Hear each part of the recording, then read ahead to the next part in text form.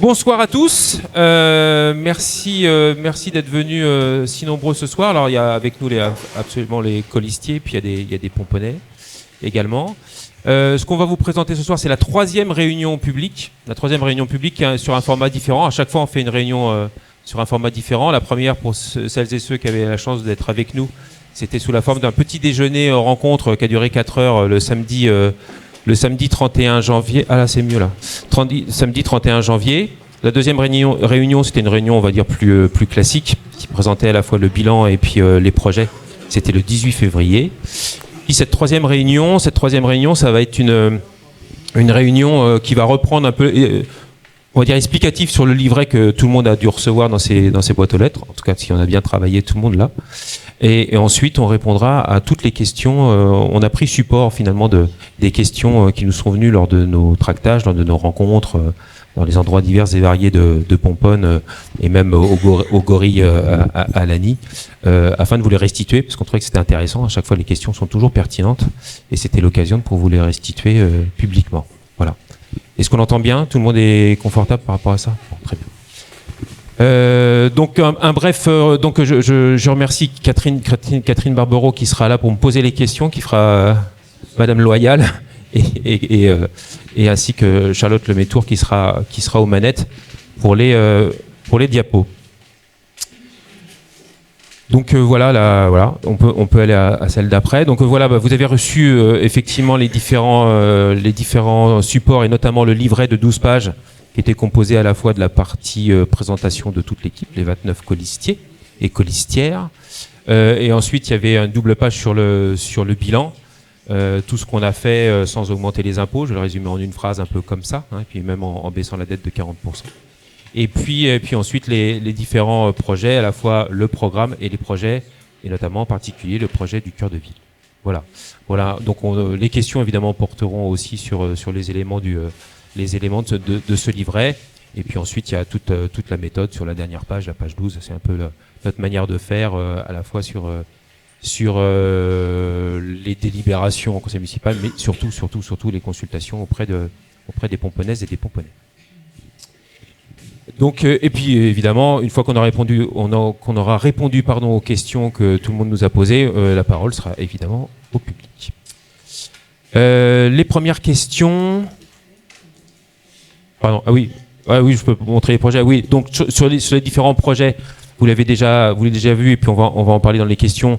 Effectivement, par thématique, il y avait le renforcement de la sécurité et de la prévention, la mise en œuvre des services attendus. Je vais sur les grandes thématiques, hein.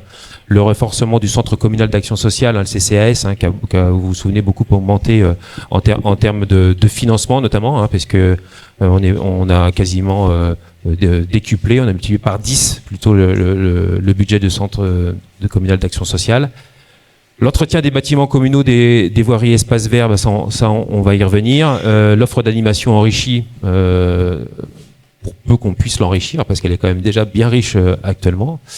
Les innovations, la poursuite des concertations citoyennes, j'en parlais tout à l'heure, et puis un aménagement urbain maîtrisé et respectueux, surtout grâce au nouveau plan local d'urbanisme sur lequel on a travaillé pendant 3 ans. Voilà. Et puis ensuite, le cœur de ville, et j'en parlerai tout à l'heure de manière plus détaillée, le cœur de ville avec l'élément central qui pour l'instant n'est pas à nous, puisque c'est le ministère de l'Intérieur qui en a la propriété, qui est évidemment le parc du château, qui est un élément à la fois patrimonial, central, et puis qui est pour demain un vrai lieu de vie pour les Pomponnaises, les Pomponnais, et évidemment les habitants autour, mais en premier lieu pour vous tous. Avec effectivement également d'autres points focus qui sont le cœur de ville avec le commerce de proximité, le café associatif, la halle qui se trouve au stade des Arcades, avec la rénovation proposition de rénovation des salles Simon Arnaud 3 et 4, et le projet qui s'appelle le 7. Ça commence à rentrer dans le vocabulaire de tout le monde. Le 7, c'est un espace jeune que l'on pourra décrire tout à l'heure. Voilà, très brièvement, donc on pourra faire l'explication de texte et on reviendra sur les questions par rapport à ces sujets. Ensuite, on a, donc voilà, en plus grand, voilà, la halle qu'on propose. Alors, vous avez vu, c'est une illustration, hein, c'est non contractuel, comme dirait l'autre. Ça veut dire simplement que, et il y a une question d'ailleurs, je ne ne la donne pas tout de suite, mais effectivement, il y a des questions sur la coactivité entre les éléments sportifs et puis la halle. Elle peut avoir cette tête-là comme une autre tête, elle peut avoir cette dimension-là comme une autre dimension. Évidemment, tout ceci étant aussi en rapport avec l'état des finances, on va dire, nationales et locales, bien évidemment. Ensuite, on a... donc ça, c'est celle-là qui est en plus grand, toujours le parc du château avec ses cascades, le commerce de proximité, le café associatif, et puis on va dire la végétalisation et l'embellissement de la ville. Ensuite, on a les quais, alors ça on en parlera aussi tout à l'heure, avec une proposition de colorimétrie qui est proposée d'inspiration peintre des néo-impressionnistes qui ont fait les belles heures de notre territoire. Voilà.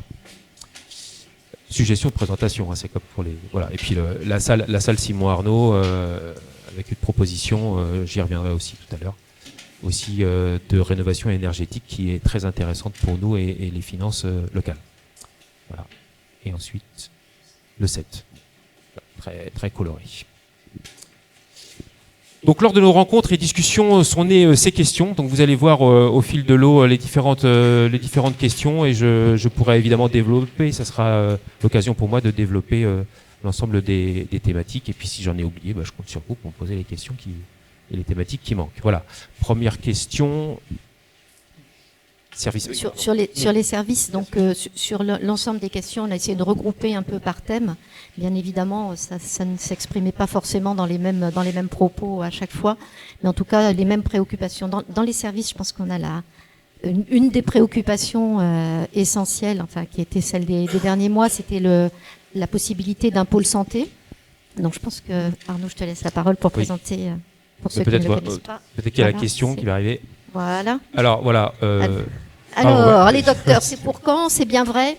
Voilà, ce sont des choses que nous avons entendues, et même à la pharmacie. Donc, on a aussi entendu, on entend tout et n'importe quoi sur le sujet. Les clients s'interrogent, ce qui est bien normal, et si c'est bien exact. Et quand les médecins s'installeront, avec un point d'interrogation, et ils ont peur d'être déçus. Les clients de la pharmacie, au moins ceux qu'on nous a donnés, qu'on a écrits, ont peur d'être déçus. Est-ce que ça va se faire? Est-ce que ça va pas se faire? Comment? Quand? Voilà, toutes les questions qui peuvent se poser d'ailleurs aux Pomponais, qui passent à la pharmacie ou qui ne passent pas. Donc, vrai ou pas vrai, info, intox. Donc, ce centre de santé ou ce pôle médical, en tout cas, c'est pas une maison de santé. Je m'expliquerai peut-être tout à l'heure là-dessus, notamment sur le mode de financement. Oui, il va se faire. Je vais donner la parole à Marcel Tandayou d'Abani qui est avec moi et qui est à l'initiative en partie médecin sur cette question-là. Ce qui s'est passé, c'est qu'en 2020, effectivement, et je vais être très clair là-dessus, j'avais été voir Monsieur Métain, et je l'avais dit l'autre jour, et je vais le redire aussi, effectivement, pour lui dire, ce serait intéressant de faire un pôle de santé qui soit éphémère, puisque vous vous souvenez, la concession avait été vidée à l'époque. Ça s'est pas fait pour plein de raisons, et j'ai envie de dire quelque part tant mieux, puisque aujourd'hui on a un nouveau PLU qui permet de faire des choses beaucoup plus intégrées, en adéquation avec l'OAP, donc dans le plan local d'urbanisme, qui permet de inscrire véritablement des équipements nécessaires pour notre population, et on va dire qui permettent de faire des bâtiments un peu hybrides, mixtes, qui permet d'avoir à la fois du logement, mais surtout des équipements. C'était un peu la condition sine qua non, mais qui, avant qu'on ait un PLU, n'était, on va dire, non opposable aux propriétaires, alors qu'aujourd'hui qu'on a un PLU, c'est beaucoup plus inscrit dans les textes, on va dire comme ça. Voilà, donc ça s'est pas fait. Ensuite, ça n'empêche pas que l'idée était toujours celle-là. On voit bien qu'on est aujourd'hui avec un désert médical dans tout le département. Qui fait que effectivement aujourd'hui c'est une grande demande, une grande pression de notre population sur les besoins de médecins, les besoins de praticiens médicaux au sens large. Pendant tout le mandat, il y a eu des approches, et puis un jour, c'est vrai que on a été au courant, et je regarde Laurence Audibert, parce que une fois n'est pas coutume, c'est encore Laurence Audibert qui avait cette information, d'avoir eu vent d'une initiative donc de Monsieur Tandayou d'Abani de pouvoir s'installer et qui cherchait un local. On l'a mis en relation avec Monsieur Métain. Après, au-delà de ça, la mairie, évidemment, a été simplement facilitatrice, mais c'était plus du tout un sujet mairie, au-delà évidemment de l'accueil et du tapis rouge tout en respectant la réglementation qu'on réservait à ce type de projet. Je vais laisser dire. Alors, pourquoi on a passé cette question-là au début? Parce que Marcel a un enfant en bas âge, donc on va pas vous prendre trop longtemps. Et merci encore d'être là. Ce qui nous semblait important, et encore une fois merci Marcel d'être là, c'était qu'on vous montre en vrai qu'il y a des vrais gens derrière, parce qu'aujourd'hui on dit tout et n'importe quoi. C'est pas nous qui posons la question, c'est quelqu'un dans la pharmacie qui nous a posé la question. Donc je pense que c'est effectivement un projet qui est fait sur mesure. C'est beaucoup mieux que le premier projet. C'est un projet qui est fait en étroite collaboration avec l'architecte du propriétaire, pour faire quelque chose qui soit à la fois sur mesure et je pense aussi modulaire. C'est-à-dire qu'il ne faut pas insulter l'avenir sur la possibilité qu'aura forcément ce centre d'être très attractif à la fois pour d'autres praticiens. Je vous laisse dire un petit mot, Marcel, si vous voulez, et puis après on vous libère. Merci encore. Bonsoir, je m'appelle Marcel. Bonsoir. Désolé, j'ai pas l'habitude des réunions publiques du tout. Je m'appelle Marcel Tandayou-Dabani, je suis docteur en chirurgie dentaire, spécialisé dans un certain nombre de domaines. Et mon objectif, et donc je suis aussi votre voisin de Torigny. J'ai acheté une maison, je construis une maison à Torigny, à côté. Vous m'entendez mal, monsieur? Je vais parler plus fort. Je vais parler plus fort. Pardonnez-moi. Je m'appelle Marcel, donc je suis docteur en chirurgie dentaire et aussi l'un de vos voisins, parce que je suis en train de construire une maison à Torigny-sur-Marne, pas très loin d'ici. Vous connaissez mieux que moi en réalité.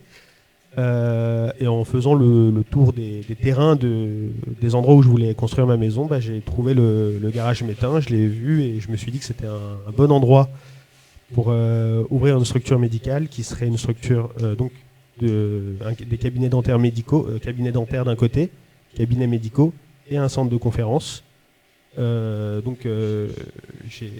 J'ai envoyé une lettre à la mairie et à Madame Audibert notamment.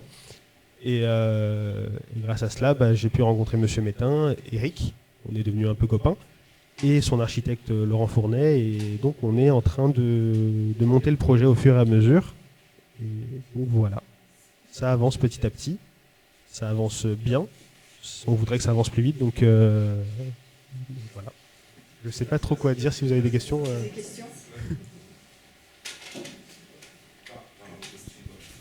Oui, effectivement. Donc aujourd'hui, pour expliquer exactement à quel stade on en est, aujourd'hui il y a un permis de construire qui a été déposé par le propriétaire. C'est Monsieur Métain qui a déposé le propriétaire, puisqu'il est en étroite collaboration avec vous. Il a mis à disposition son architecte pour que justement il puisse faire sur mesure, on va dire, les aménagements, parce que le permis de construire a été déposé, et en même temps vous continuez à travailler sur les aménagements qui sont intérieurs, finalement, qui n'auront pas énormément d'incidence sur le permis de construire. Et s'il y avait besoin, il y aurait un permis de construire modificatif, mais ça fait partie de la vie de construction et d'autorisation des bâtiments. Donc voilà, est-ce que vous avez des questions pour Monsieur Tandayou-Dabani avant qu'on... Alors la date d'ouverture, Marcel voudrait que ce soit tout de suite, évidemment, vous l'avez compris. Comme on est au stade de l'instruction du permis de construire, c'est à l'instruction, avec le secret de l'instruction, mais moi je ne sais pas ce qui se passe sur l'instruction. Si le permis et le projet correspond en tout point à notre nouveau PLU, il sera donc accordé. Comme c'est alors on va rentrer dans des complications, comme c'est un ERP, établissement recevant du public, il y a un délai qui est beaucoup plus long qu'un permis classique. Ça peut mettre 5-6 mois, donc ça a été déposé en décembre, n'est-ce pas? Donc voilà, donc ça au moins 5-6 mois compressibles déjà dans un premier temps, avant de savoir s'il y a eu des avis défavorables ou pas d'autres services qui obligent à refaire des documents. Donc voilà. Ensuite, il y a le temps de la construction. La construction, ça peut prendre, on va dire, 24 mois. Aujourd'hui, on aimerait bien que ça fasse 18, mais enfin, on sait bien comment tout ça se passe aujourd'hui, donc ça prendrait 24 mois, je pense, voilà. Si on veut être réaliste dans les délais. Alors ça passe vite quand même, hein. Si je vous expliquais à quelle vitesse passe un mandat de 6 ans, finalement, on est tous impatients, je le sais, mais ça peut arriver, ça arrivera quand même assez vite. S'il n'y a pas d'autres questions, je vous propose qu'on libère. Oui, pardon. Les locaux sont très spacieux chez Métain. Oui. Et quelle serait la vocation de ce centre de conférence que vous évoquez là? Vous avez parlé d'un centre de conférence qui serait limité au secteur médical, ou est-ce que ça aurait d'autres vocations? Alors ce serait vraiment lié au secteur médical. Ce serait une partie, parce qu'en fait ça se fait déjà aujourd'hui dans des cabinets médicaux d'avoir... on apprend par compagnonnage. Enfin, j'ai appris par mes maîtres et mes maîtres m'ont appris par leurs maîtres. Et ça se fait. Enfin, en gros, on apprend grâce à nos maîtres et ça se fait dans nos salles d'attente, dans les cabinets de manière générale. Et là, ce serait d'avoir un espace dédié pour pouvoir faire de la formation médicale. Donc c'est accès médical. Voilà.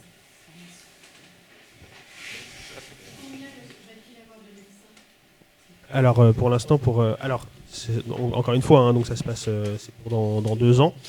Donc en termes de médecine générale, on a quelqu'un, c'est ma grande sœur, voilà.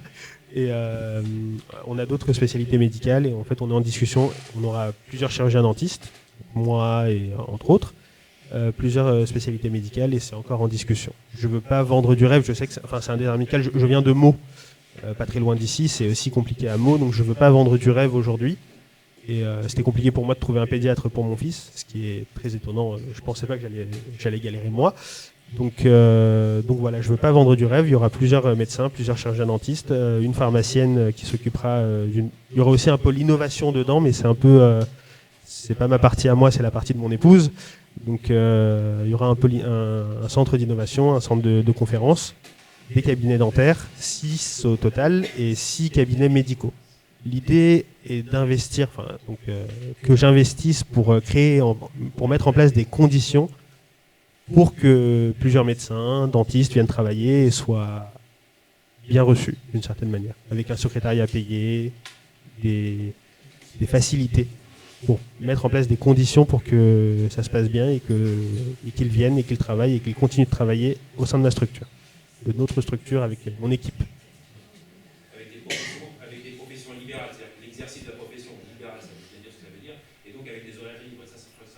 C'est ça en fait, ce sont des cabinets médicaux libéraux et des cabinets dentaires libéraux qui permettent en fait aux différents praticiens de faire un peu comme ils veulent, donc en termes d'horaire, en termes de facilité, ce qui facilite aussi, contrairement au centre associatif, la venue de praticiens.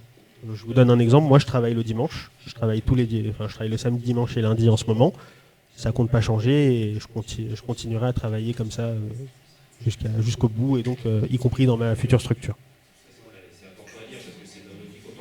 En gros,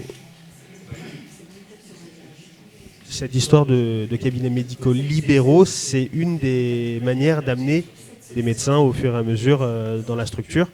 On a des médecins généralistes, on est en discussion. J'avais déjà organisé une réunion publique il n'y a pas si longtemps, en décembre absolument. Et donc à partir de cette réunion, il y a d'autres médecins qui m'ont contacté, donc qui seraient intéressés. Donc on avance petit à petit. Le permis est en instruction auprès de vos services, des services de la mairie de Marne-et-Gondoire. Ça avance calmement, on espère. J'aimerais signer le plus vite possible, mais en tout cas c'est en cours. Je suis en étroite collaboration avec Monsieur Métain et l'architecte Laurent Fournet pour que ça marche. Voilà. Et j'ajoute, pour avoir eu le propriétaire aussi, c'est que le propriétaire va garder en propriété quelques mètres carrés pour pouvoir absorber peut-être une extension qui serait encore plus importante que ce que vous pouvez investir aujourd'hui. Donc ça, c'est important, parce que je pense qu'il y a fort à parier que ça va, et on le souhaite à tous en fait, et nous aussi, ça va vraiment amener beaucoup de praticiens jusqu'à faire un vrai pôle médical d'ampleur. Voilà. Si vous en êtes d'accord, nous laissons Monsieur Marcel Tindayeux d'Abani rentrer auprès des siens. Et merci beaucoup de votre présence. Merci. Merci.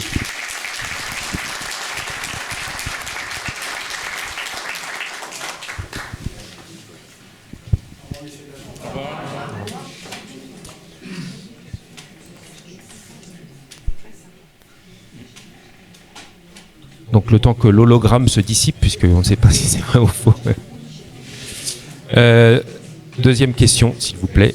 Ah voilà, alors ça c'est la deuxième sous-partie. Scolaire, petite enfance, jeunesse. Sujet qu'on a évidemment qu'on a travaillé avec Marie-Agnès Descoux dans un premier temps, et puis Isabelle Jodin aussi, évidemment. Et puis voilà. Allez-y, première question, Madame Barbero. Alors c'est sympa tout ce que vous proposez, mais c'est pas gratuit. Donc nous, notre souci, c'est le prix de la cantine et du centre. Ça a beaucoup augmenté, on a du mal à comprendre pourquoi, on n'y arrive plus. Une autre question, voilà, que je dirai après, qui concerne la cour de récré. Arnaud ? Alors oui, c'était une question qui nous a été posée au stade des Arcades, c'est vrai. Parce que parfois on a beau faire des beaux programmes, ça se résume sur des sujets qui sont très quotidiens, et on le comprend, c'est le prix notamment de la cantine, mais on pourrait étendre ça au périscolaire également. Juste une chose, lorsqu'on a augmenté, enfin on a voté une augmentation, si je parle du tarif scolaire de la cantine, le 8 décembre 2022, on avait subi une augmentation de 29% qui était liée à la loi Egalim. La loi Egalim, c'est grosso modo le bon conditionnement de l'ensemble des denrées alimentaires pour les enfants, donc plus 29%. Il y avait le coût de l'énergie, il y avait beaucoup de choses. On a décidé en conseil municipal d'impacter, de répartir cette charge entre ce que pouvait prendre la mairie et ce qu'on pouvait raisonnablement impacter sur les ménages. Et les 29% ont été divisés en 17 pour la mairie, et effectivement une hausse de 12% qu'il a fallu présenter et qu'on a voté, qui a été voté en conseil municipal. Alors ça veut, oui. Juste pour dire que les tarifs n'avaient pas été augmentés depuis de longues années. Oui, depuis 2018 et 2019, je crois. Et depuis cette augmentation-là, en 2022, évidemment, le tarif n'a pas augmenté non plus. Donc c'est toujours très compliqué lorsqu'on se prend des hausses aussi importantes d'avoir à soit les absorber, soit arriver à faire un amortissement, un matelas pour les familles. Donc c'est ce qui a été décidé. Il n'empêche que c'est ce qu'on disait aussi dans le livret, c'est que on va continuer à faire des consultations, des concertations et expliquer véritablement, au-delà de nos arbitrages en conseils municipaux, tous ces tarifs auprès des parents. C'est vrai que c'est important. Il y a même, on peut aller jusqu'à réfléchir sur le quotient familial, comment il est réparti, comment est pris en compte les ressources pour calculer ce quotient familial. Aujourd'hui, c'est peut-être le moment de rappeler quand même, je pourrais le rappeler autrement, mais c'est aussi une belle occasion de rappeler qu'on est le plus faible taux de taxe foncière sur le bâti de tout l'environnement, de tout Marne-et-Gondoire, dans les strates de villes comme on est nous, c'est-à-dire qu'on est à 36,62% pour la part communale. Si j'ajoute les 1,77 de Marne-et-Gondoire, les 0,587 de taxes spéciales et les 1,27 de la GEMAPI, on arrive aux fameuses 40-25, 40-427 très exactement. Lagny, on est 10 de plus. Torigny, on est 16 de plus. Bussy-Saint-Georges, on est à 67 alors qu'on est à 40, donc je vous explique même pas. Alors évidemment, c'est pas les mêmes équipements. N'empêche qu'aujourd'hui, on est effectivement sur des bases de taxes communales qui sont les plus basses. Et on ne les a pas augmentées, comme vous en êtes aperçu. J'ajoute quand même que si on considère que parfois les gens me disent ma taxe foncière a augmenté, c'est parce que c'est les bases qui augmentent. C'est les bases ou la façon de calculer les bases. Je ne vais pas rentrer dans ces détails-là, on y rentrera tout à l'heure parce qu'il y a une question là-dessus. Voilà, qui sont déterminés par la fiscalité, en fait, par le Trésor, et pas par la commune. Voilà. De toute façon, si la taxe foncière et l'impôt foncier avaient été augmentés par une décision de la mairie, vous l'auriez vu dans les délibérations du conseil municipal, de toutes les manières.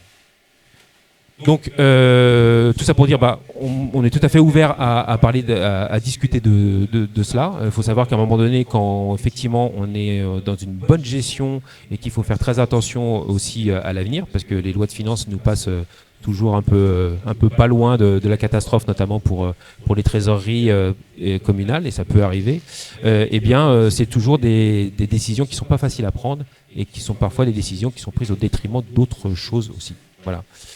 Voilà, pardon. Alors un petit tour par la cour de récré, Ouais. dont on sait qu'elles ne sont pas forcément d'ailleurs très en forme, donc elles ont besoin de rénovation. Alors les parents disent nos enfants ne sont pas en sécurité, donc qu'est-ce qu'on peut dire et qu'est-ce qu'on peut donner à voir prochainement justement sur ces cours-là? Alors déjà, on peut modérer, c'est-à-dire qu'ils sont quand même en sécurité, en sûreté et en sécurité d'ailleurs. Deux choses. Premièrement, les cours de maternelle, il y a déjà une réflexion qui est en cours avec ce qu'on appelle les cours Oasis, à la fois pour désimperméabiliser, pour éviter les îlots de chaleur. Donc il y a déjà une co-conception qui s'est faite, il y a eu des premières réunions. C'est quelque chose qui est piloté aussi par l'agglomération de Marne-et-Gondoire. Pour tout ce qui est écologie, ils sont très forts. Donc ils nous accompagnent, ils ont déjà fait ça sur Chanteloup-en-Brie et sur Torigny-sur-Marne. Et ils nous accompagnent maintenant sur la cour de la maternelle au groupe scolaire Marie Dumay. Il y a déjà eu une réunion qui s'est faite avec les professeurs, je crois que les RPE, mais ils sont les RPE, pardon, excusez-moi, représentants des parents d'élèves, mais qui ont été conviés ou qui vont être conviés à la prochaine réunion. Et puis les services de la mairie, voilà. Donc ça c'est le premier point. Donc il y a un chantier qui est en cours, en co-conception. En général, ça met 1 an avec les professeurs pour choisir les endroits où il y a beaucoup de végétalisation, les sols désimperméabilisés, où on met les jeux d'enfants. Tout ça pour que ce soit à la fois sécure et écologique, on va dire comme ça, et qui permet d'anticiper l'avenir et le réchauffement climatique s'il en est. Pour les autres cours, alors c'est plus conventionnel. On pourrait faire d'autres cours Oasis aussi sur les parties élémentaires du groupe scolaire Marie Dumay. Là, c'est plus imposant, donc de toute façon, ça va faire partie. J'ai envie d'étendre sur le projet, puisque c'est aussi au programme projet de rénovation un peu globale de la partie élémentaire de l'école. On en a déjà discuté. Ça va partir d'un diagnostic, évidemment, parce qu'aujourd'hui, l'école, elle est dans un état qui est, alors je vous rassure quand même, elle a un état d'un bâtiment qui a 40 ans, mais qui s'est fait à une époque où on lésinait pas sur le béton. Donc il y a eu les parents ont pu s'émouvoir à un moment donné de quelques fissures. On a fait venir un expert pendant les vacances pour attester qu'il n'y avait aucun sujet structurel sur les fissures, qui étaient des fissures superficielles. Et donc, pour refaire une cour de la dimension, par exemple, d'une des cours élémentaires sur lesquelles il y avait des racines désaffleurantes, c'est plus de 100 000 euros. Plus de 100 000 euros, ça veut dire des marchés. Plus des marchés, ça veut dire c'est long à mettre en place. Il faut faire appel à la concurrence, etc. Donc voilà, c'est un peu plus long. Donc ça sera fait. Par contre, ça sera fait dans le cadre de la rénovation du groupe scolaire pour la partie élémentaire, et c'est déjà en train de se faire pour la partie maternelle, pour les cours Oasis. J'ai tout bon, Madame Jotin? Alors, lors d'un tractage rue de Paris, nous avons eu cette réflexion. En passant, j'ai vu sur une affiche qu'il y allait y avoir une micro-crèche rue de Paris. Ce serait super, mais bon, j'espère pas trop cher, bien sûr. Moi, j'ai 2 petits et j'ai du mal à trouver une nounou. Le mal à trouver une nounou, c'est récurrent sur toute la France, mais bon, en particulier à Pomponne. Et je préférerais la crèche. Donc, qu'est-ce qu'on peut répondre sur cette crèche, les perspectives? Pardon, merci Catherine. Il y a plusieurs façons de répondre, enfin il n'y a pas plusieurs façons, mais on peut répondre plusieurs choses. D'abord, première chose, effectivement il y a une micro-crèche, c'est sur la seule opération qu'on a accordée nous, opération immobilière, parce que tout le reste c'était des reliquats des opérations qui avaient été lancées dans le mandat précédent. C'est celui qui est à l'emplacement de chez Monsieur Lambert, un ex-maire, je ne sais pas si vous voyez, à l'entrée du château, l'entrée officielle on va dire du château de Pomponne. Quand les opérateurs sont arrivés, ils nous réclamaient 40 logements secs, et on est arrivé à faire baisser sur 30 logements avec une micro-crèche. Donc une micro-crèche, c'est 12 berceaux. Donc ça c'est plutôt bien, effectivement, ça permet de répondre aux attentes des Pomponnais et des nouveaux parents. Sur la question j'ai du mal à trouver une nounou.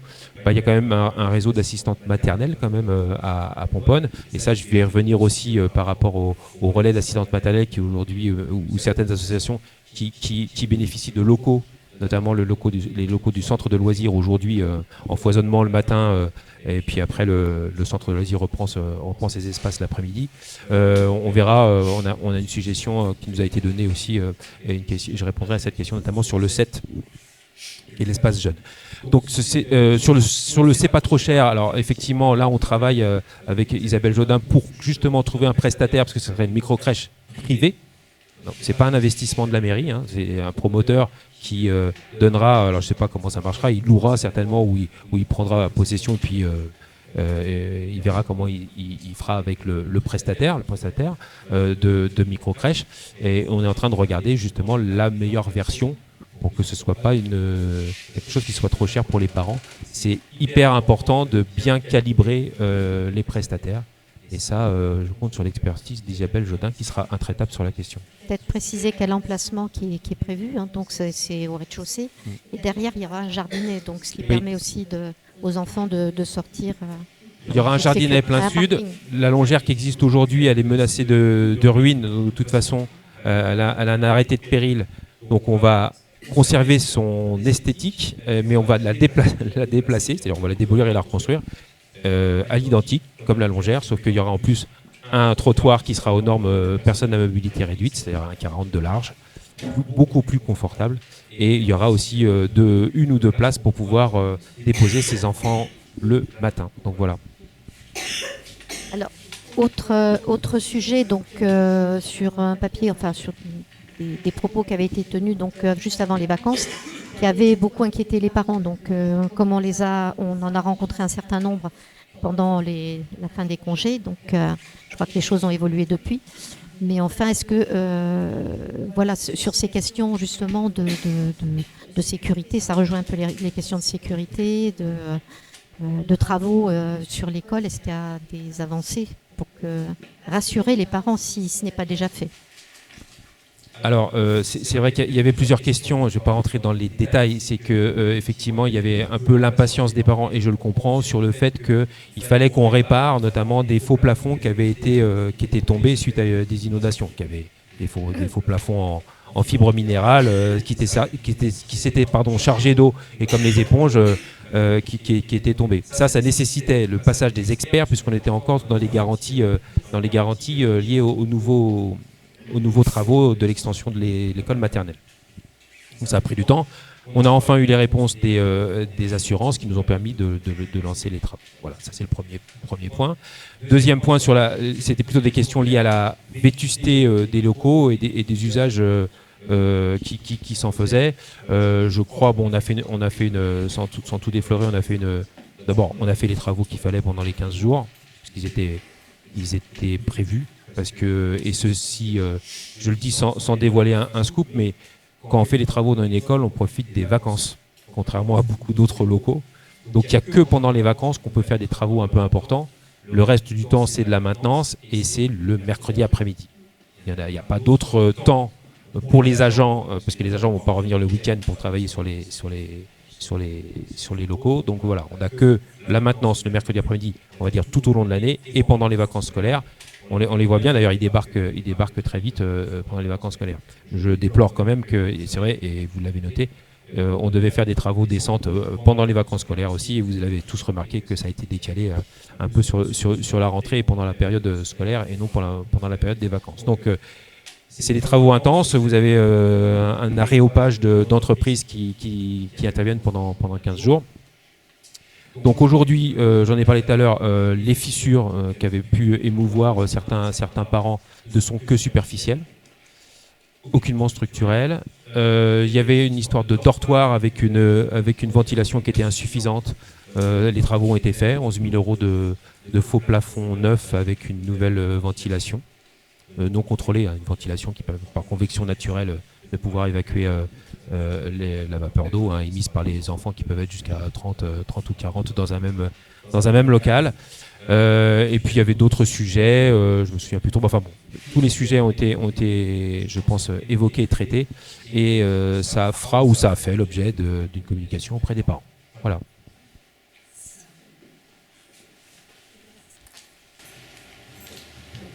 Puisqu'on est sur l'école, donc une question.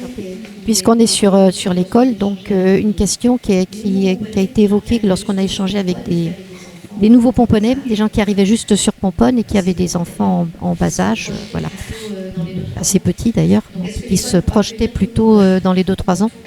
Donc est-ce que l'école pourra accueillir tout le monde dans tous les bâtiments qui ont été rénovés?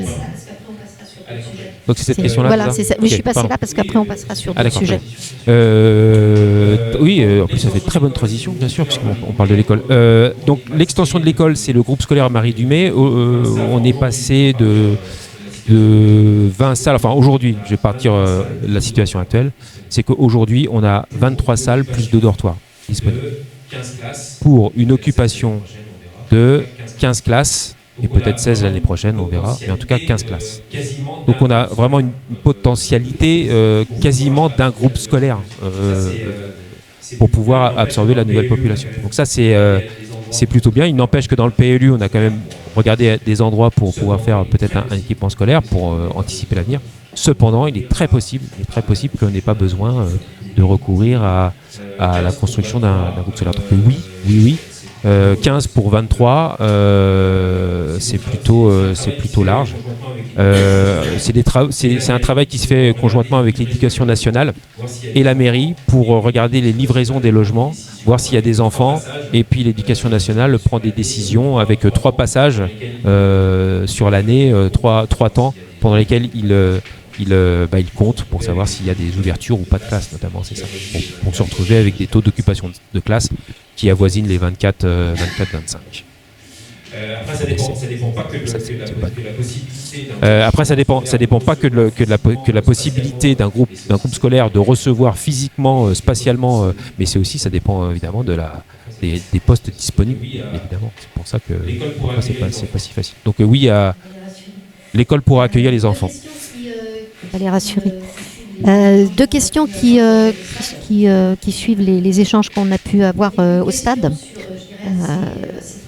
Il y avait une question sur, je dirais, assez pratique, assez pragmatique, donc qui concernait les éclairages, des toilettes accessibles, je dirais, sinon 24 heures sur 24, mais en tout cas 7 jours sur 7, notamment pendant les vacances. C'est vrai que pour des raisons de maintien de la propreté, on ne peut pas laisser les toilettes actuelles ouvertes, malheureusement. Mais bon, ça se comprend tout à fait, ce type de besoin, donc c'est vraiment très pragmatique. Et puis le point d'eau potable, question aussi qui m'a été posée, notamment au stade. Alors on va partir dans l'autre sens. Le point d'eau potable, enfin on a fait 2 points d'eau potable l'été dernier. On en a créé un justement à côté des toilettes au stade des Arcades. Alors il se voit pas assez, on a mis un sticker mais il est caché derrière les graphes. Donc on va le mettre un peu plus en évidence. Là il devait être fermé malgré tout parce qu'on était en hiver, donc évidemment on l'a mis en position hors gel. Il y en a un qui est juste derrière la porte aussi, qui est pour les salles 3-4. Ça permet et je crois qu'ils sont géolocalisés, il y a des applications pour les gourdes aussi, pour localiser les endroits où on peut remplir les gourdes. Donc je crois qu'ils font partie de ce maillage des points d'eau potable. Donc voilà, donc le point d'eau potable il a été fait. S'il y a encore une fois, au fur et à mesure des consultations, si des personnes nous disent qu'il en manquerait un endroit, on pourrait très bien en refaire un autre si c'est facile. En l'occurrence, c'était très facile dans les 2 cas. Toilette accessible tout le temps et qui reste propre. Alors déjà aujourd'hui, il y a une petite avancée quand même, c'est que pendant par exemple les trocs et puces et les différentes manifestations, on met quelqu'un qui est disponible pour entretenir les sanitaires. Donc ça c'est quand même un confort pendant ces manifestations. Avant c'était pas du tout le cas et ça rendait la situation un peu compliquée. Des toilettes accessibles automatiques, ça vaut entre 40 et 70 000 euros, quoi. Donc il faudra qu'on fasse un peu attention. Ça ne veut pas dire qu'on ne pourra pas le faire, c'est qu'on fera une belle étude de marché. Parce qu'effectivement, c'est quelque chose je parle de toilettes automatiques. C'est une vraie demande.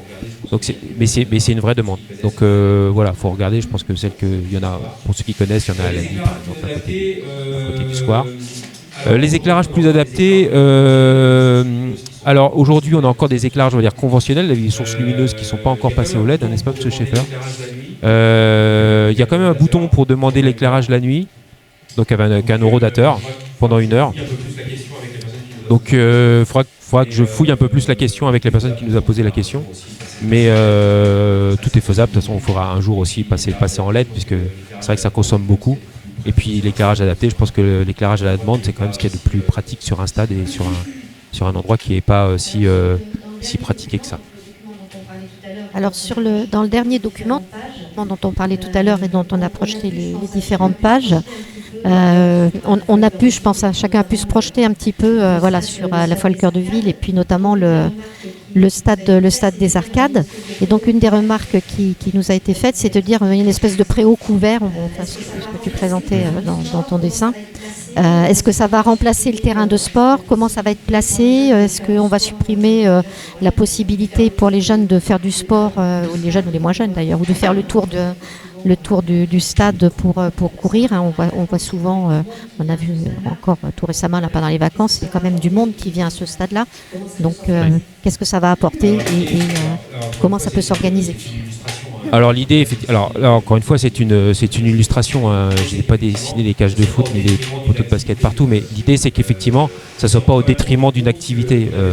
On s'est quand même rendu compte qu'on avait besoin à la fois d'un peu plus d'ombre et de plus de protection quand il pleuvait. Ça peut servir pendant le troc et puce, ça peut servir pendant des activités, ça peut servir pendant la fête de la musique où systématiquement on fait une couverture sur la scène et là il n'y aurait pas besoin, par exemple. Pour résumer, pour ceux qui connaissent et sans vouloir piquer l'idée, c'est un peu comme une petite halle de rencontre qu'on retrouve à Chanteloup, qui était une superbe halle d'une ferme qu'on retrouve là. Là-bas, ils ont plein d'animations, ils ont une fête du rhum, enfin pas la fête du rhum à Pomponne, mais et encore que. Mais on a un producteur du rhum sur Pomponne. Voilà, donc c'est pas du tout au détriment, on va pas enlever, et si jamais il y a besoin d'enlever pour une raison technique, ça sera compensé par autre chose, mais aujourd'hui, il ne faut pas avoir de crainte à ce niveau-là. Il n'y a rien de dessiné, les poteaux ils ont été mis là dans un dessin. L'expression des besoins sera le préalable à toute étude. Alors il y avait une question qui a été posée lors des récrés de Pomponne où on a l'occasion de rencontrer des jeunes, des enfants, des parents, des grands-parents, et qui a été posée justement sur ce que tu appelais le set. Voilà. Donc ils ont consulté, ils ont vu un peu ce qu'il en était. L'image je pense leur a plu. Mais si on a des jeunes un jeune dans la salle, il pourra nous en parler. Mais voilà, donc ils aimeraient bien savoir à quoi. Qu'est-ce que ça va apporter, quoi. On sent qu'il y a une envie, justement, cette frange un petit peu qui est toujours difficile à toucher. On va dire dans un premier temps des 11-17, 11-18. On l'a vu d'ailleurs avec quand on a travaillé sur le PEDT. Oui. Donc, et qu'est-ce que c'est que ce set là qui les fait un peu rêver, qui les fait se projeter. Donc, voilà. Alors déjà, on est souvent oublié. Alors oui et non. En fait, ce qui se passe, c'est qu'on a fait effectivement une étude. On a fait tous le constat qu'effectivement, être jeune quand on part au collège, on est plus pomponnais. C'est-à-dire qu'on devient taurinien, on devient latignacien. Donc ça, c'est un premier. Et on avait posé la question, sur les gens qui nous ont accompagnés, notamment à la fois sur le CMJ, sur le PEDT, donc le plan éducatif je ne sais plus la chronique. On s'est rendu compte que c'était beaucoup plus intéressant d'investir sur les jeunes dans notre école, Marie Dumay, qui était sur place, pour les faire travailler. Et de ce point de vue-là, on a fait un super boulot à la fois avec les coordinateurs, avec les professeurs, avec les parents aussi, qui ont vachement accompagné en fait tout ce qui s'est passé autour de nos conseillers municipaux de la jeunesse, les 12 conseillers municipaux de la jeunesse, qui sont en CM1, CM2, ils sont 12, renouvelés pour moitié par tous les ans. Ils ont fait plein d'activités, ils ont un budget qui leur est propre. Quand ils réfléchissent sur des budgets, ils votent sur le banc de l'amitié. Et ils nous ont aidés aussi sur les baskets 3x3. C'est eux qui ont impulsé là-dessus. Le pump track aussi, c'est aussi leur idée. En tout cas, ça a été validé par eux. Et puis d'autres manifestations, notamment comme le bal des CM2 qu'ils adorent et qu'ils attendent de pied ferme tous les ans. Donc effectivement, il fallait travailler sur eux pour pouvoir donner l'envie à ceux qui partent au collège de rester encore un peu sur Pomponne. On nous a dit, si vous commencez à dépenser de l'argent sur des enfants qui sont déjà partis, c'est pas avec une PlayStation dans un coin qu'ils vont revenir. Donc, on a cru les spécialistes, donc on est parti là-dessus. Par contre, sur ceux qui ont de moins en moins envie de partir parce qu'ils ont créé du lien, parce qu'ils se souviennent qu'ils ont créé des projets sur Pomponne et que quelque part ils en ont la paternité et c'est bien normal, ça c'est intéressant. Donc c'est pour ça que sur ce deuxième mandat, ce qu'on propose, c'est investir, mais c'est un mauvais mot, mais c'est en tout cas intéresser les enfants qui étaient anciennement CMJ, mais bien d'autres aussi, pour rester sur Pomponne. C'est la raison pour laquelle on a considéré qu'il était intéressant de faire, on l'appelait le 7 parce que il se trouverait selon nos propositions sur la maison qu'on a acquise à côté de la mairie, qui est vraiment mitoyenne de la mairie, qui se trouve au 7 rue du Général Leclerc. Donc voilà, vous êtes moins bête, c'est le 7, c'est parce que c'est au 7 rue du Général Leclerc. Et donc il pourrait s'y trouver plein d'activités. Ça reste à co-construire, c'est un peu comme les cours Oasis, il faut le faire avec les jeunes, on travaillera avec les anciens CMJ et ceux qui veulent pour faire en sorte que ce lieu soit vraiment un lieu sur mesure pour eux, en fait, avec tout ce qu'il faut d'évolutivité, de modulaire aussi. Ils choisiront la déco, ils choisiront les activités. Pour pas que ça pèse trop sur les finances de Pompote, parce que c'est quand même important, on fera en sorte que ce soit des animateurs qui soient là sur des temps donnés. Dans un premier temps, le mercredi après-midi et le samedi après-midi, par exemple. On évoquait aussi la possibilité avec Isabelle de Jodin enfin il y a plein d'idées qui gèrent, mais on en retient, mais de pouvoir par exemple louer cet espace-là pour les anniversaires, pour éviter de se retrouver avec un séjour ou une chambre sans dessus-dessous. Au moins ça sera fait dans un lieu spécifique. Et puis en réfléchissant aussi, et du coup je vais quand même sur une autre, peut-être qu'il y a une autre question qui nous a été posée, mais c'est pas grave, on passera dessus. Comme c'est des activités qui se font l'après-midi, il serait intéressant peut-être que cet espace soit fusionné, mutualisé avec un espace relais petite enfance le matin. Donc ça peut être intéressant. Ça nécessite d'autres types de locaux, donc il faut réfléchir à la place. Il est sûr qu'un relais petite enfance, où on a un endroit au moins pour que les assistantes maternelles se retrouvent, pour rester plus générique. Ça nécessite des endroits de dortoir par exemple et des petits sanitaires qu'on ne retrouvera pas ailleurs, donc voilà. Mais ça reste à l'étude. Mais notre souci, c'est toujours d'avoir un peu l'idée de rentabiliser les espaces pour qu'ils soient occupés et qu'on fasse tout en un même lieu plutôt que de répartir les bâtiments et les usages. On est bien. C'est l'urbanisme. Urbanisme, cadre de vie, donc là c'est aussi cadre de vie.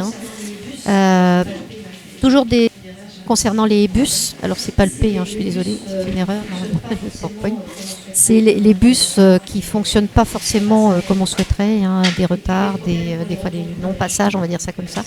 Et puis les problèmes pour les retours du collège. Donc ça c'est une préoccupation aussi pour les parents, pour les jeunes qui reviennent du collège, ils n'ont pas toujours leur bus, c'est parfois compliqué, ou ils sont obligés de prendre d'autres moyens de transport. Alors ça c'est très complexe parce que les bus, alors si on parle des bus des lignes régulières, à la fois la 2252 et puis je sais plus comment s'appelle l'autre, l'ancienne 5 et l'ancienne 7 quoi en fait. Aujourd'hui, intervenu plusieurs fois, ça dépend de la région. Isabelle Dupré, qui était membre du CIEMU quand il existait, c'est-à-dire le syndicat d'études qui était du secteur, on va dire. Aujourd'hui, les choses, ce syndicat n'existe plus. Pour autant, on continue à avoir cette compétence et une vraie expertise pour le coup à Marne-et-Gondoire. Donc ça n'a pas complètement disparu et ça permettra de faire le relais avec la région. Mais effectivement, aujourd'hui, demander, et on l'a fait d'ailleurs pour pas que ça engorge la rue de l'école le matin, et je parle du sujet du décalage de 10 minutes d'un horaire, des bus, pour que les bus ne se croisent pas, vous réunissez 15 personnes sur un trottoir pour pouvoir faire ça, parce que c'est une logistique très importante. C'est vraiment bouger un horaire, c'est important. On entend bien qu'effectivement, c'est parfois pas suffisant. Pour le ramassage, ce que j'appelle le ramassage scolaire, c'est un peu différent, mais pas vraiment, parce que souvent les collégiens sont sur des horaires différents. On peut commencer à 9h, voire 10h, voire 11h. Les collégiens ont parfois des horaires, et du coup, ils se trouvent à prendre des lignes régulières, pour le coup, avec des passages qui sont calés sur des lignes régulières à 10h, à savoir évidemment une fréquence qui est beaucoup moins importante que... Donc ça, c'est toujours compliqué. On a quand même agi pendant ce mandat en rajoutant un passage, enfin un circuit dans la Pomponnette notamment, où ils s'arrêtaient systématiquement à la Renaissance en disant moi j'ai envoyé les enfants à la Renaissance, donc ils sont bien, ils sont chez papa maintenant. Non, ils ont encore 1 kilomètre pour rentrer chez eux. Donc là, on est intervenu pour que ça fasse quand même le tour de la Pomponnette en l'occurrence, pour passer devant l'arrêt Chapelle pour ceux qui connaissent. Et même ça, c'était compliqué à faire parce que quand vous rajoutez quelques kilomètres dans une boucle, ça se rajoute à la course complète de cette ligne-là. Donc c'est compliqué. J'ajoute quand même que souvent, pour en avoir discuté lors d'une réunion publique, notamment de la Pomponnette. À l'époque, il existait un transport à la demande qui n'existe plus vraiment, ou plus du tout, où j'avais dit aux parents, mais dépêchez-vous de vous y inscrire, parce que même si votre enfant n'est pas en âge d'aller au collège, faut s'y prendre 3 ans avant pour créer la demande, afin que la région comprenne qu'il y a une demande et il y a un besoin à cet endroit-là. Bah, ça s'est pas fait parce que c'est voilà, et puis ça marchait plus ou moins bien. Ça se demandait si c'était fait exprès aussi. N'empêche que du coup il n'y a pas de nouvelles lignes qui se sont créées. À l'époque, il y avait une ligne qui était assez intelligente aussi, c'est qui permettait d'aller de Pomponne aussi à la gare de Vers, ce qui pour une partie de Pomponne, en l'occurrence une partie de Pomponne plutôt ouest, était très intéressante parce que dans ces cas-là vous gagnez un quart d'heure pour aller chercher le bon train, par exemple, le matin. Bon. Donc, on est tout à fait conscient de cette problématique-là.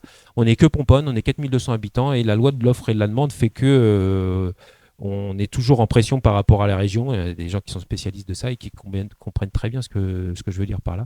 Et que plus il y aura de la demande, et à un moment donné, il y aura de la tension et plus qu'effectivement, il y aura des courses. J'en profite pour dire quand même que je ne sais pas si ça continue, mais je crois que oui, il y a des bus de nuit maintenant qui sont très intéressants à partir de 22h30, je crois, ou 21h30, qui vous permet d'être déposé où que vous voulez, où vous voulez sur le parcours au plus près de chez vous.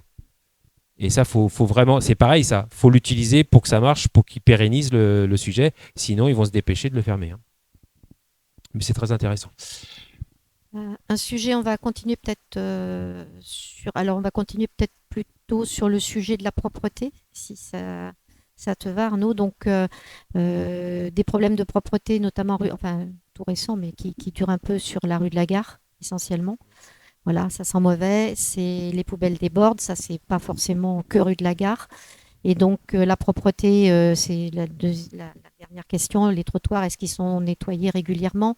On a toujours l'impression que c'est un peu la course pour vider les poubelles et elles se remplissent quasiment dans la minute qui suit.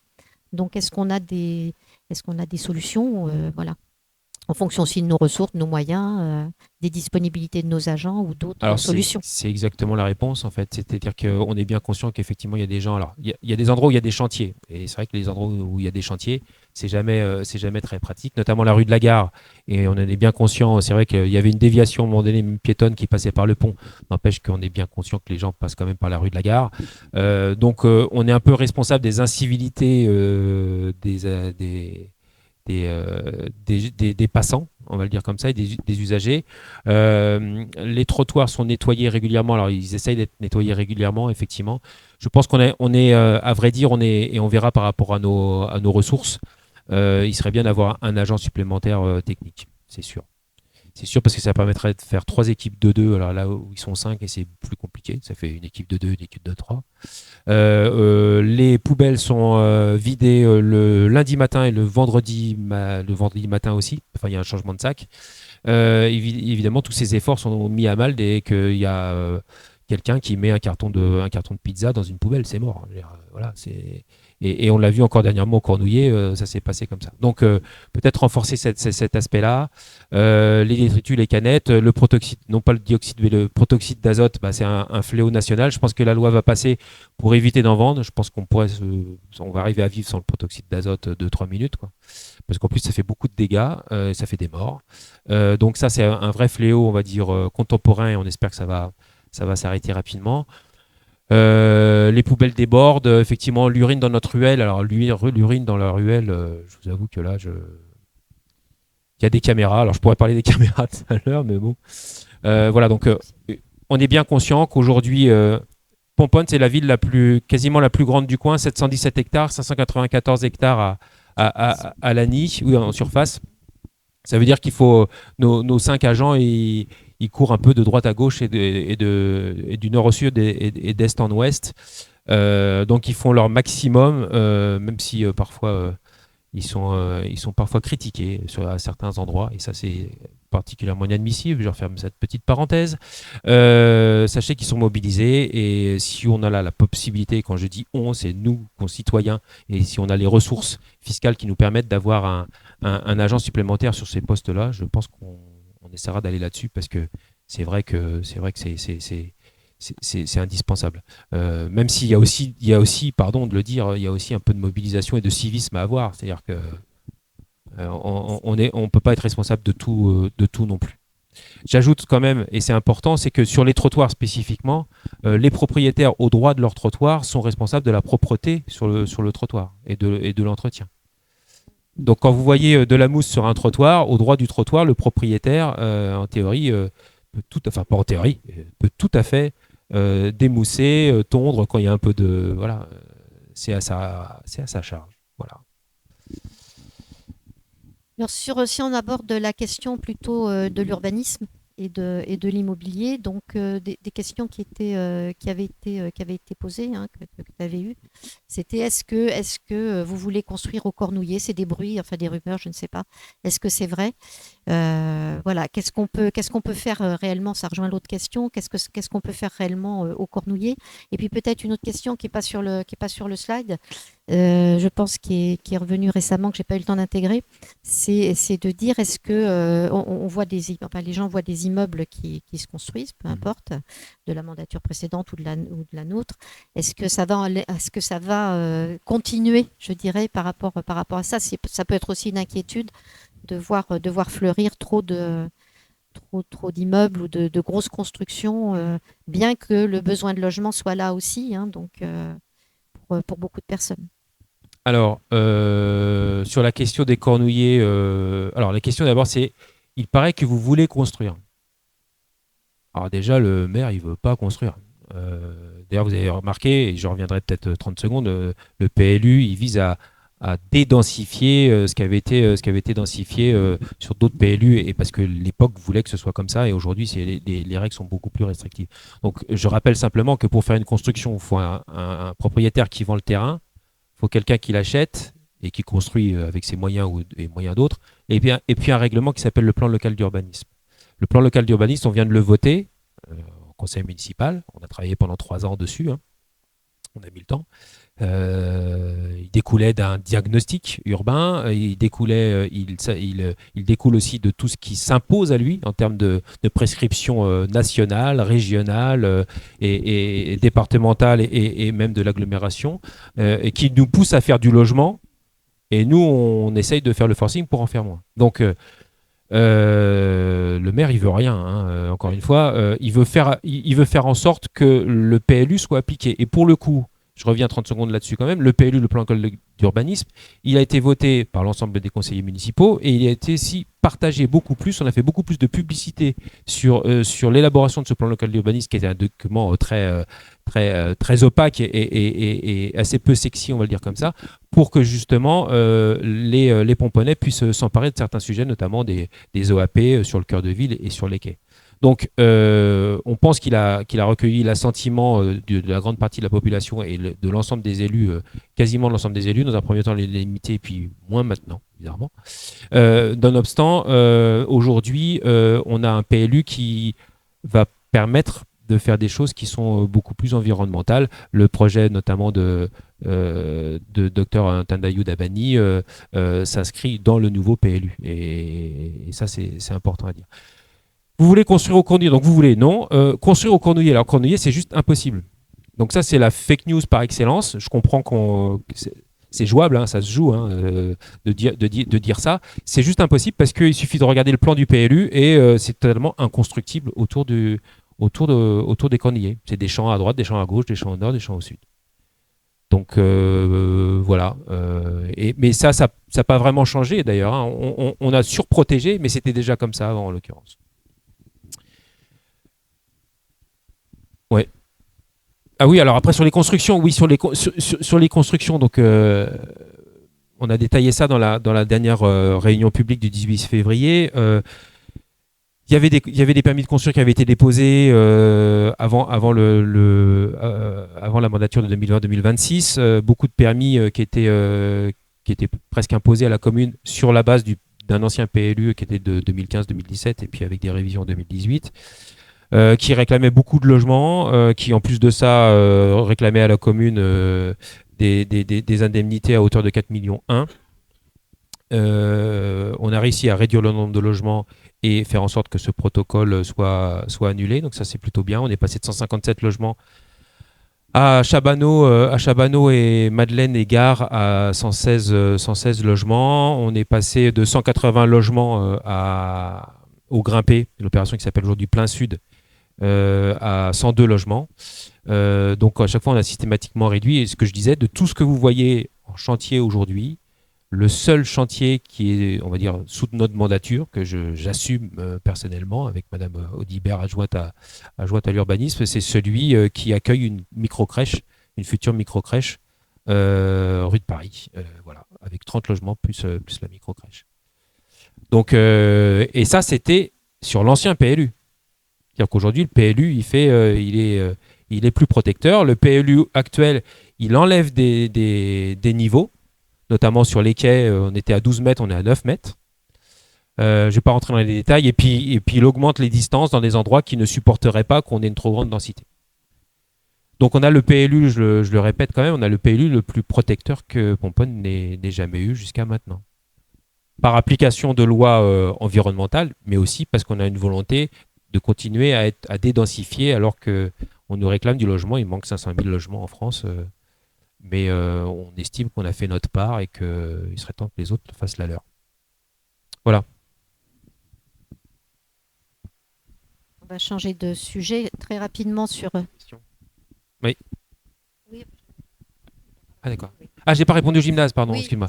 Donc je sais pas si le gymnase est au Cornouillet, mais c'est pas possible, quoi. Ouais. Ok. C'est pas plus constructible pour des logements que pour un équipement en l'occurrence. Oui.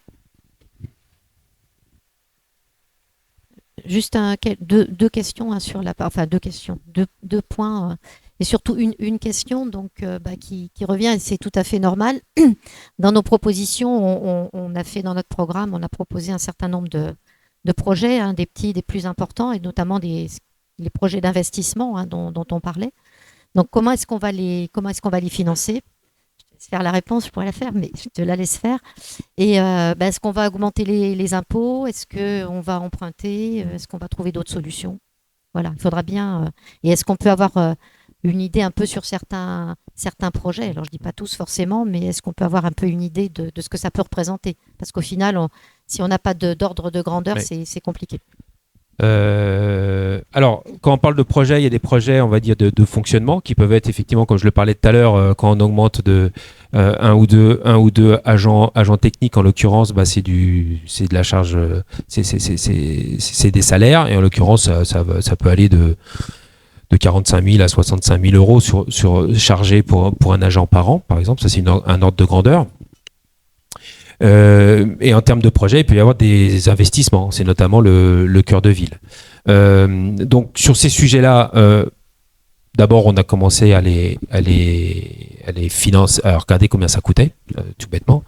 Et ensuite le mode de financement, il peut être divers et varié. Ça dépend aussi de la conjoncture. Vous vous êtes aperçu que par exemple l'extension du groupe scolaire qui a été faite dernièrement a été faite sans emprunt. On a pu l'autofinancer, donc ça c'est important. On aurait pu dire tiens on emprunte, tout en sachant que les 3,7 millions, elles ont été aussi, on a eu une subvention quasiment de la moitié, de 50%. Donc il y a tout ça qui fait que pour monter pour finir de vous répondre précisément, je ne peux pas parce que ça dépend de tous ces critères-là. Par contre, on a quand même estimé les coûts de certains équipements. Et s'il faut que je reste simplement sur le cœur de ville. Le commerce de proximité, on sait que ça coûte 475 000 euros avec la récupération de la TVA. Il y a d'autres projets comme le 7 dont on parlait tout à l'heure. Ça dépend effectivement du diagnostic de la bâtisse, mais qui est pour l'instant, je pense, en pas si mauvais état que ça, quoique certains en disent. Ou par exemple ça vaut 200. Je parle en hors taxe. Ça vaut entre 250 000 et 350 000 euros selon ce qu'on fait comme en termes d'équipement.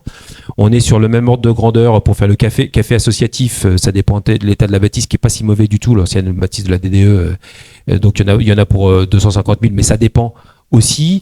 Une halle comme celle qui a été présentée au Stade des Arcades, ça peut valoir entre 120 000 euros ou le double selon la dimension, si évidemment la superficie.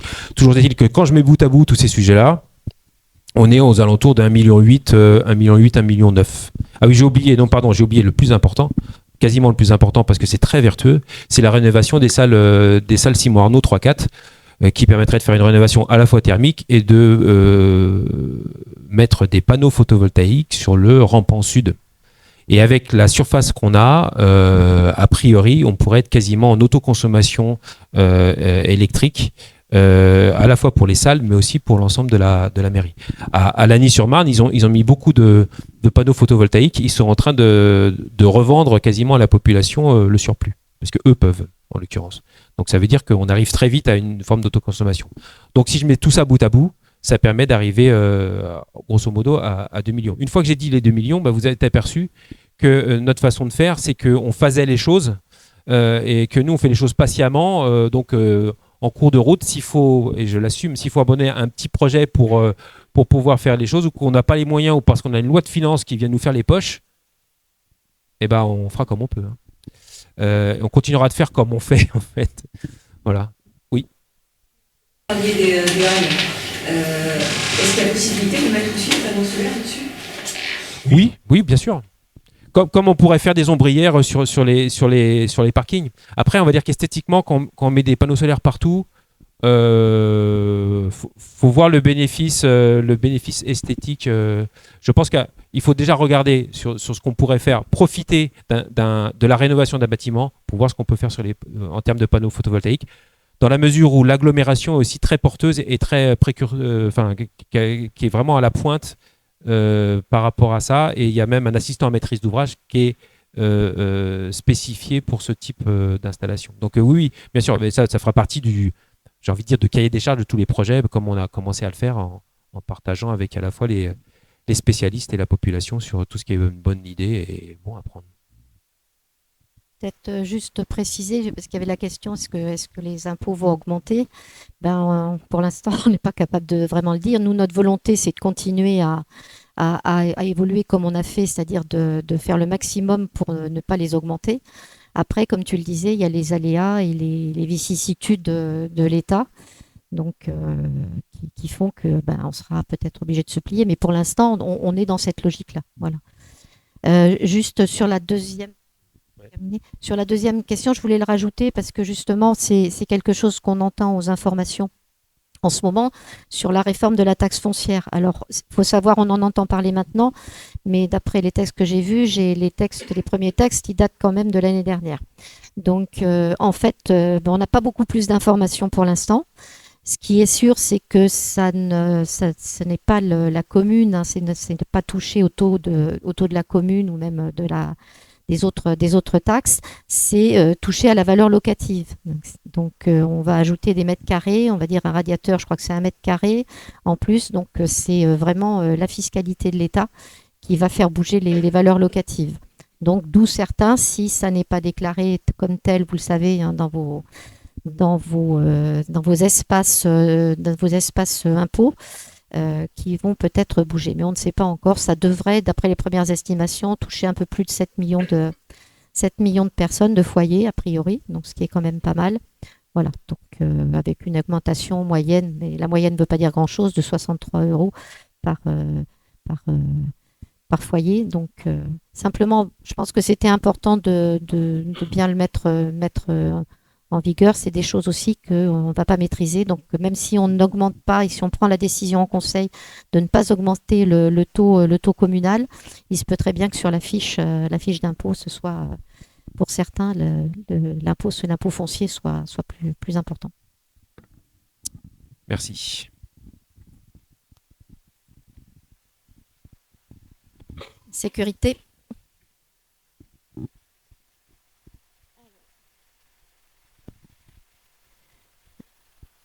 Alors, la sécurité, peut-être prendre la première question, si tu veux bien, Arnaud, qui concerne un peu justement je vais dire l'allumage, les luminaires, l'éclairage, chercher le mot, l'éclairage, notamment le soir. Donc, peut-être reprendre un peu l'historique rapide et puis dire pourquoi finalement on est sur la trame noire depuis plusieurs années. Et que par contre, il faut qu'on arrive maintenant à adapter notre mode de fonctionnement. L'historique, il est assez simple en fait. C'est que je regarde Claude Schaeffer qui était à la manette. Mais c'est qu'effectivement, on est arrivé à un moment donné où il y avait des possibilités de subventions, à la fois sur la trame noire. La trame noire, c'était aussi pour l'équilibre faunistique de la biodiversité des animaux la nuit, en l'occurrence. Et donc, on avait beaucoup de subventions au moment où on se posait la question de rénover les sources, de transformer les sources lumineuses par des sources LED. Et en faisant la trame noire, donc en éteignant complètement la lumière la nuit, ça nous a permis quand même, à une époque où il y avait, souvenez-vous, la crise énergétique qui a multiplié par 3 le prix de l'énergie, sachant qu'une collectivité ne bénéficie pas, comme nous, particuliers, de l'amortisseur que donnait l'État pour compenser cette hausse. Donc la hausse, on la prenait de plein fouet. Ce qui fait que par le changement des sources lumineuses qui sont des LED beaucoup moins consommatrices et par la fermeture la nuit, on a pu consommer 3 fois moins dans une énergie qui a coûté 3 fois plus. Donc on a payé ISO. Si on n'avait pas bénéficié de tout ça et si on n'avait pas fait ça, cette fermeture-là, on aurait eu des coûts qui auraient été astronomiques et on se serait trouvé devant un dilemme, soit augmenter les impôts, soit enlever un service. Et je parle au sens très large.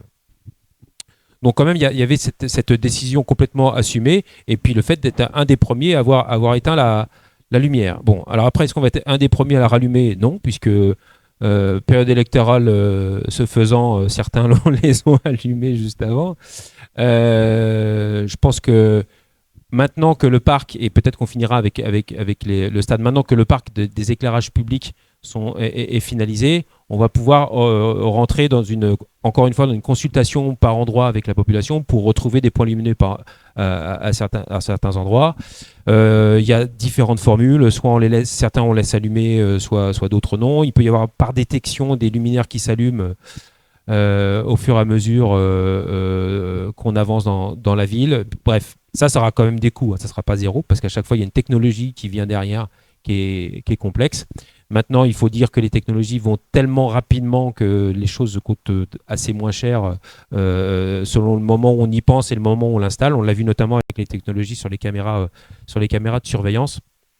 Donc, ça revient souvent, effectivement, le sentiment d'insécurité. Et je reviens là-dessus parce que systématiquement, quand on a des rencontres et des réunions publiques de quartier et qu'on a la chance d'avoir présent la police municipale qui nous rapporte à la fois, on va dire, les statistiques et puis un peu les informations, il n'y a aucune étude qui dit qu'il y a plus de méfaits quand il fait nuit totale que lorsqu'il y a des sources lumineuses.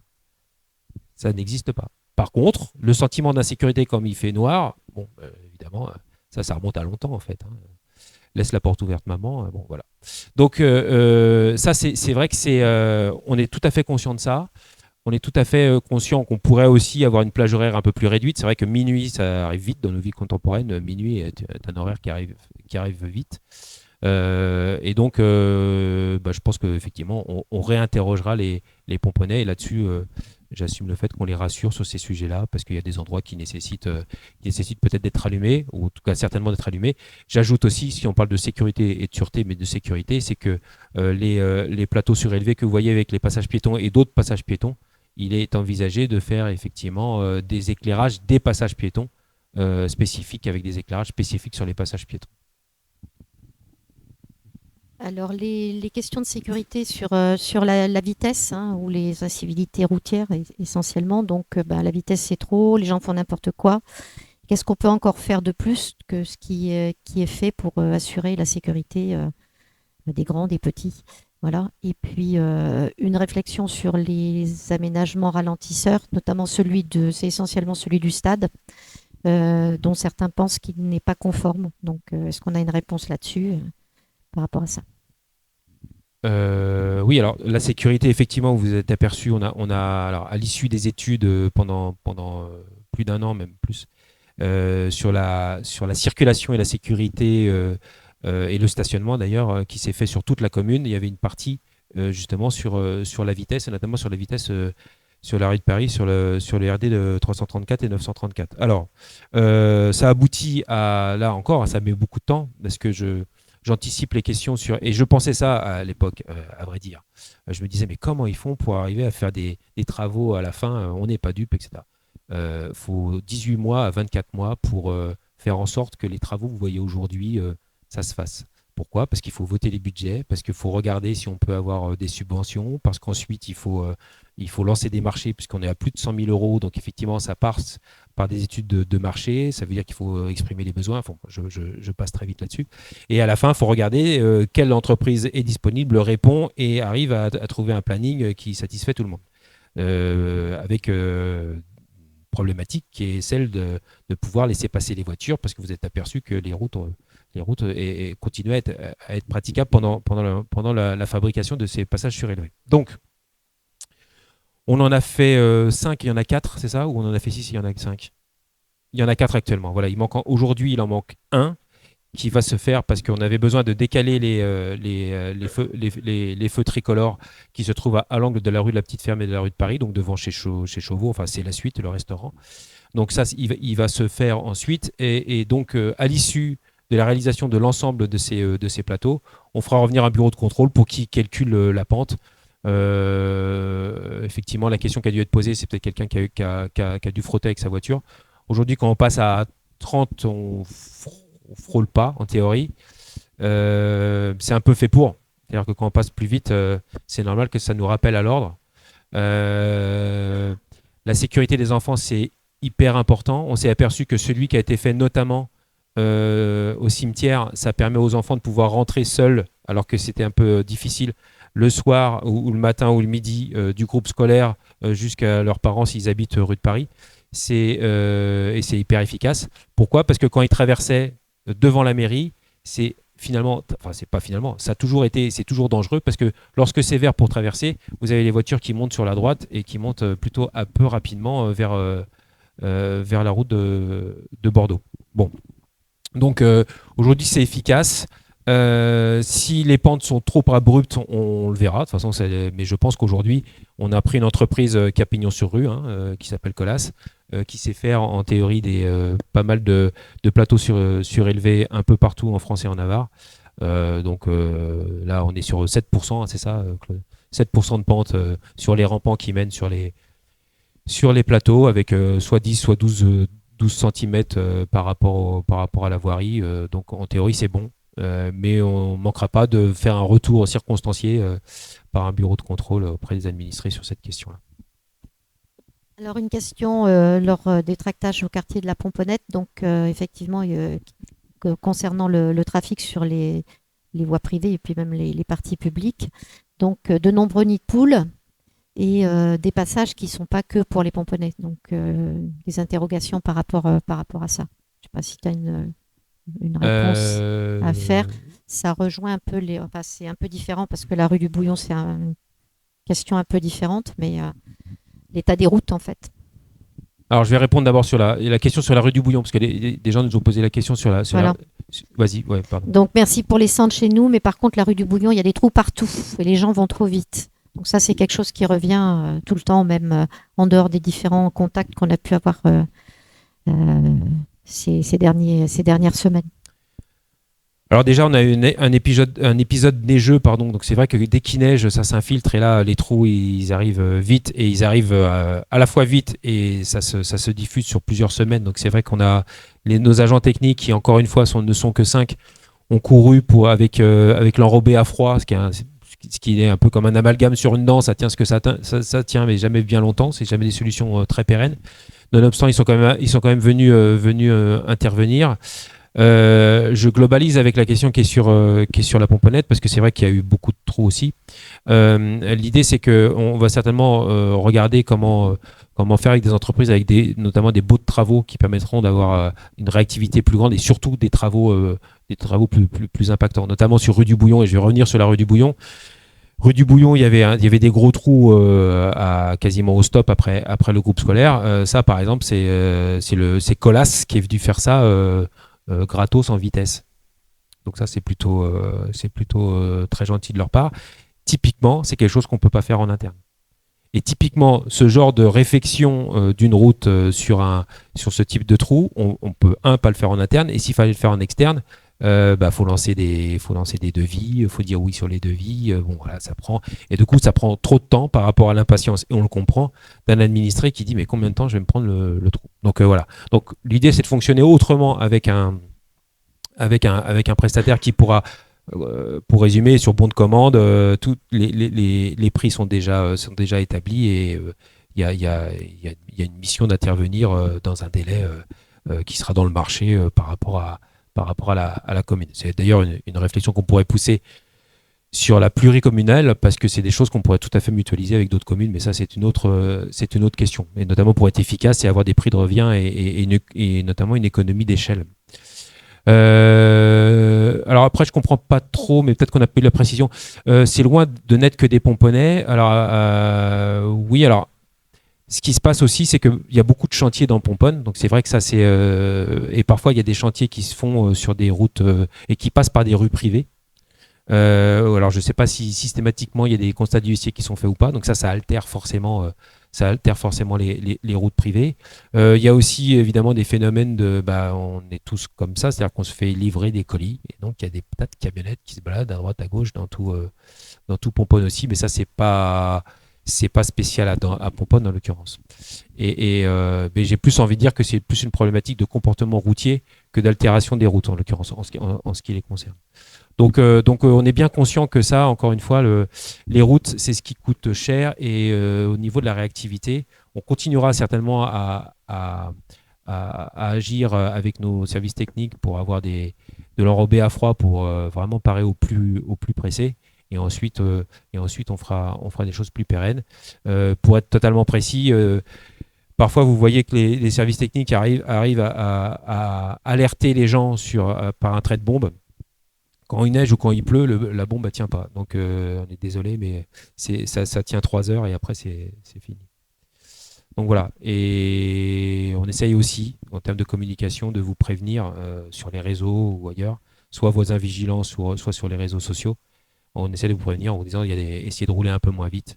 En général, quand on roule moins vite, on a moins de problématiques pour les pneus ou pour les jantes. Voilà. Donc une marge de progression là-dessus, oui.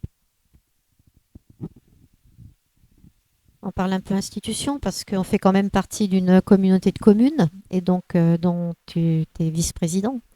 Donc, est-ce que tu peux nous rappeler un peu quel a été ton rôle et puis voilà, qu'est-ce qui est éventuellement envisagé là dans... Alors effectivement, Marne-et-Gondoire, c'est une grosse machine. Alors on fait plein de choses grâce à Marne-et-Gondoire. Hein. On décrit parfois les intercommunalités, mais là, c'est vraiment une intercommunalité qui est ressource. Pour la culture, tout ce qui est médiathèque, nos bibliothèques, tout ce qui est conservatoire et la musique, les centres aquatiques notamment. Quand je dis les, parce qu'il va y en avoir un à Bussy-Saint-Georges notamment. Donc ça c'est quand même important. On ferait pas sans eux. Petite parenthèse d'ailleurs, je pense que très rapidement, les gros équipements sportifs, comme ça se fait dans beaucoup d'agglomérations, vont devenir intercommunaux. Donc moi, je ne me dépêcherais pas de faire un gymnase à moi, mais plutôt de voir comment ça peut être mutualisé.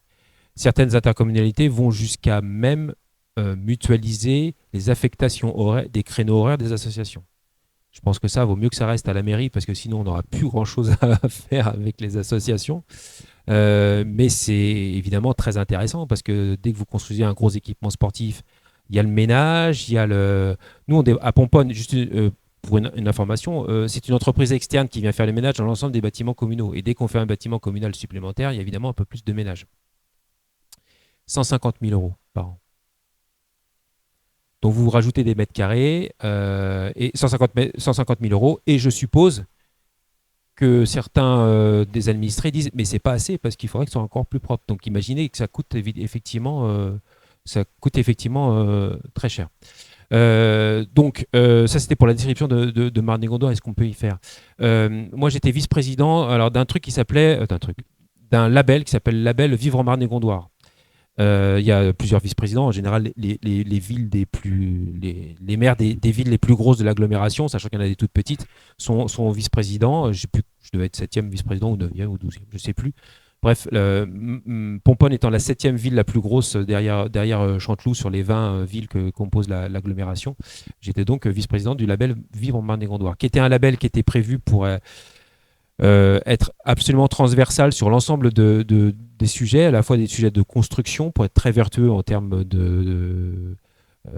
d'isolation sur les bâtiments notamment, énergétique, etc. Sauf que ça, on a été complètement rattrapé sur ce qu'on voulait faire à Marne-et-Gondoire et c'est très bien, par les lois nationales qui de toute façon étaient très vertueuses. Donc on n'avait rien à y faire en termes de Marne-et-Gondoire.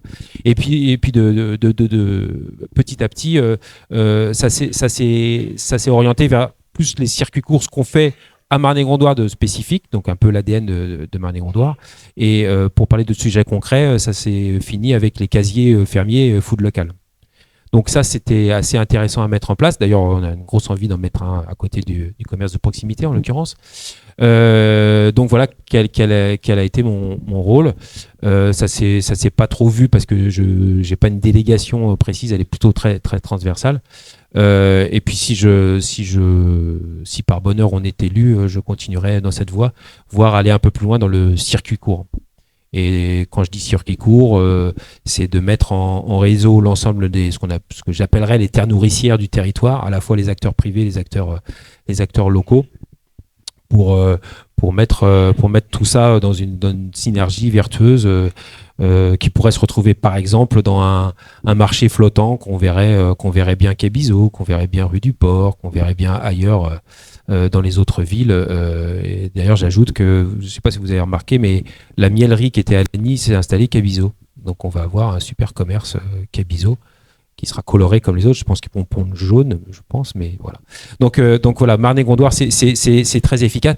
Marne-et-Gondoire, quand même, on partait d'une situation où Pomponne pesait pas beaucoup à Marne-et-Gondoire. Je pense qu'on pèse beaucoup plus à Marne-et-Gondoire aujourd'hui, ce qui me permet de dire sans rougir que s'il faut aller chercher le projet du parc du château, que j'ai fait inscrire au plan pluriannuel d'investissement de Marne-et-Gondoire, pour être ce que j'appelle là le Rantilly du Nord. C'est-à-dire un Rantilly qui coûte beaucoup moins cher que le Rantilly dans la mesure où on ne prendrait pas le bâtiment. Ça serait juste une partie, mais je parlerai peut-être tout à l'heure, il y a une question là-dessus, c'est ça ? Ouais. On va passer à la question. Ouais, pardon. Du coup, non, voilà, le cœur de ville, quand même, c'est quand même le projet phare de la liste. Hein. Donc, qu'on a déjà travaillé un peu avant. Et donc, des questions sur le parc, effectivement. Les gens seraient ravis, mais ils se posent quand même un certain nombre de questions. Et donc, on en parle beaucoup. Vous nous parlez beaucoup du parc. Moi, je pense que c'est mission impossible. Ça peut aussi se comprendre. Ça fait très longtemps qu'on essaye. Donc, ça fait des années qu'on en parle et on ne voit rien arriver ou pas grand-chose, où il n'y a pas la perception des progrès, en fait. Donc, est-ce que tu peux développer ? Oui, les gens qui pensent que c'est impossible sont priés de ne pas déranger ceux qui essayent. Mais effectivement... en fait, c'est l'histoire de Pomponne. Alors déjà, c'est l'histoire de Pomponne, c'est la belle histoire de Pomponne, ce parc. C'est-à-dire qu'à un moment donné, Pomponne était plus importante que Lagny. Lagny a eu, on va dire, sa période dorée pendant le Moyen-Âge avec Jeanne d'Arc. Et puis ensuite, tout le marquisat, ça s'est retourné véritablement sur Pomponne. On a le droit d'en être fier, je pense que c'est plutôt pas mal, puisque le parc a été dessiné par le nôtre en 1680. Les cascades ont été réalisées 200 ans plus tard, donc c'est presque du néo-baroque, par un architecte local de Carnotin, Otto Saint-Ange, en 1880. N'empêche que on sait qu'il y a eu de belles fêtes à l'époque là-dessus, et puis aujourd'hui, Vigipirate fait qu'on est quand même arrivé depuis qu'on est aux affaires, à l'ouvrir un peu plus qu'avant, à savoir à l'ouvrir pendant les œufs de Pâques à Pâques, et puis les journées du patrimoine. Donc 2 fois par an. Avec, encore une fois, Vigipirate, donc c'est compliqué. Vous êtes obligé de vous inscrire via l'Office du tourisme de Marne-et-Gondoire qui collecte les adresses parce que ça doit être passé au crible du ministère de l'Intérieur. Voilà pourquoi c'est un petit peu long. Donc je referme cette parenthèse sur ce qu'on fait aujourd'hui. Après, c'est impossible s'ils veulent, sauf que on a travaillé. Alors c'est long, oui. C'est impossible, non, sinon on ne proposerait pas. Moi, j'ai rencontré vite fait le président de la République, ça m'a permis de l'envoyer le dossier, puis ensuite j'ai envoyé les dossiers au ministre de l'Intérieur. Oui, il est là le dossier d'ailleurs, le beau dossier. Alors, J'ai aussi retrouvé dans les archives d'ailleurs qu'il y avait un vieux projet de la Société du patrimoine et de l'histoire de Pomponne qui date des années 80 quasiment, où eux aussi avaient envoyé un dossier au président de l'époque, ça devait être Mitterrand, je pense.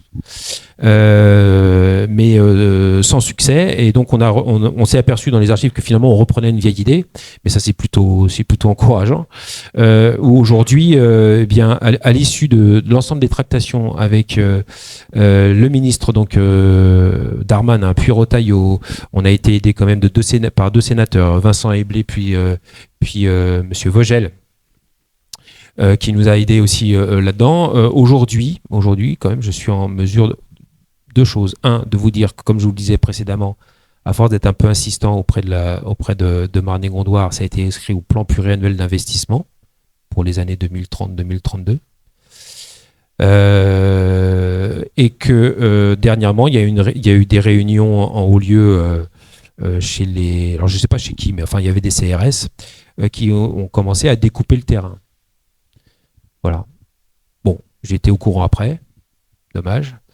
Mais ça veut dire que c'est rentré dans leur réflexion le fait que quelque part ils pouvaient pas l'entretenir, ils se servaient pas de ce bout-là, et que quelque part la demande d'un maire ou même d'une collectivité, puisque je suis aidé par le président de l'agglomération, était tout à fait légitime. C'est-à-dire que on a beau être dans un environnement très naturel, finalement les endroits vraiment naturels dans lesquels on peut aller, ils sont pas si nombreux que ça.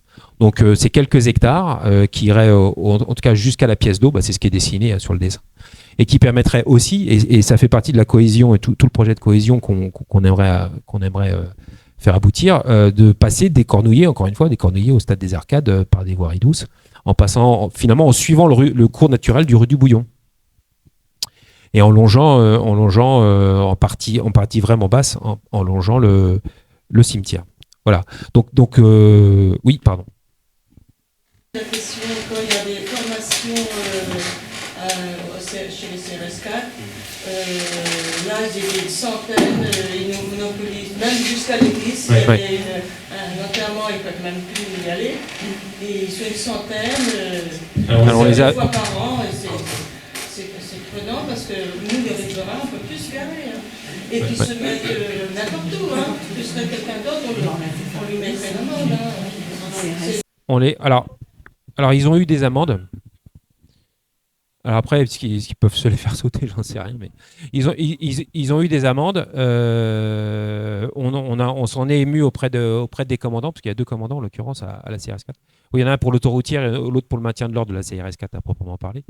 Donc on leur a dit effectivement, mais ils préfèrent que les réservistes, parce que je crois que c'est des stages de réservistes, se garent à l'extérieur. Donc ça fait 2 fois qu'on leur demande, donc on va aboutir. Si, il y a la place chez eux, hein, si. Parce qu'à mon avis, c'est plus compliqué en logistique pour... tu sais quelque chose, Fanny, là-dessus ?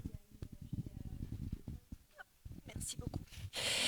J'avais téléphoné au major Chaput, justement pour l'informer de ça. Il m'a dit, on a bien fait un débriefing, justement par rapport aux problèmes antérieurs.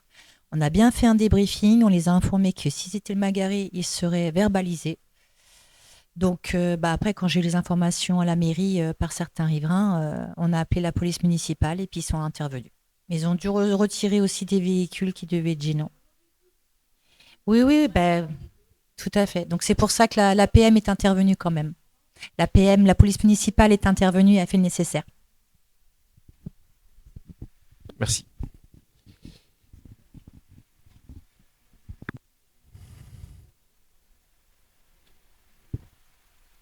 Donc des questions sur le cœur de ville globalement. Donc des remarques qu'on a eues, c'est que les personnes avec qui on a échangé ont bien vu les dessins, etc. Mais ils ne comprennent pas trop comment ça va se passer en fait. Est-ce qu'on fait tout d'un coup ? Est-ce que comment voilà, c'est ça. Okay. Est-ce que tu peux nous dire quelque chose là-dessus ? Alors on fait pas tout d'un coup. D'ailleurs, ça faisait partie du cahier des charges qu'on a présenté lors des concertations. C'est-à-dire qu'on avait bien expliqué que c'était un projet, ce qu'on appelle une marche en avant, en fait, hein, un projet qui avance aussi. Donc c'est forcément phasé, c'est pas dépensé en une seule fois. D'ailleurs, on n'aurait pas forcément les moyens de tout dépenser en une seule fois. Et puis on pense que c'est plus intéressant parce que les choses s'agglomérant les unes après les autres, on arrive à un résultat qui est tout à fait différent que si on faisait tout d'un coup, en fait. Donc l'idée, c'était qu'effectivement, on commençait par le commerce de proximité. On a entendu que c'était bloqué par un recours. Bah oui, c'est bloqué par un recours au tribunal administratif. Le permis de construire a été attaqué, donc aujourd'hui c'est bloqué. Ça veut pas dire que ça peut pas se débloquer. C'est quand même dommage, évidemment, hein. Nous, on est plutôt partisans d'un souhait qui avait été véritablement exprimé par les Pomponais, qu'on le veuille ou non, qu'on le décrit, voilà, c'est comme ça.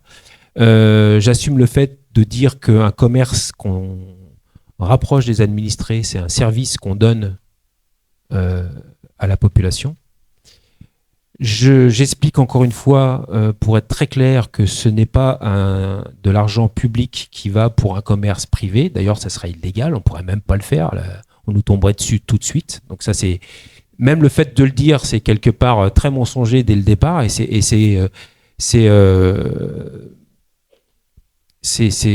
non, je vais pas dire ce que je pense.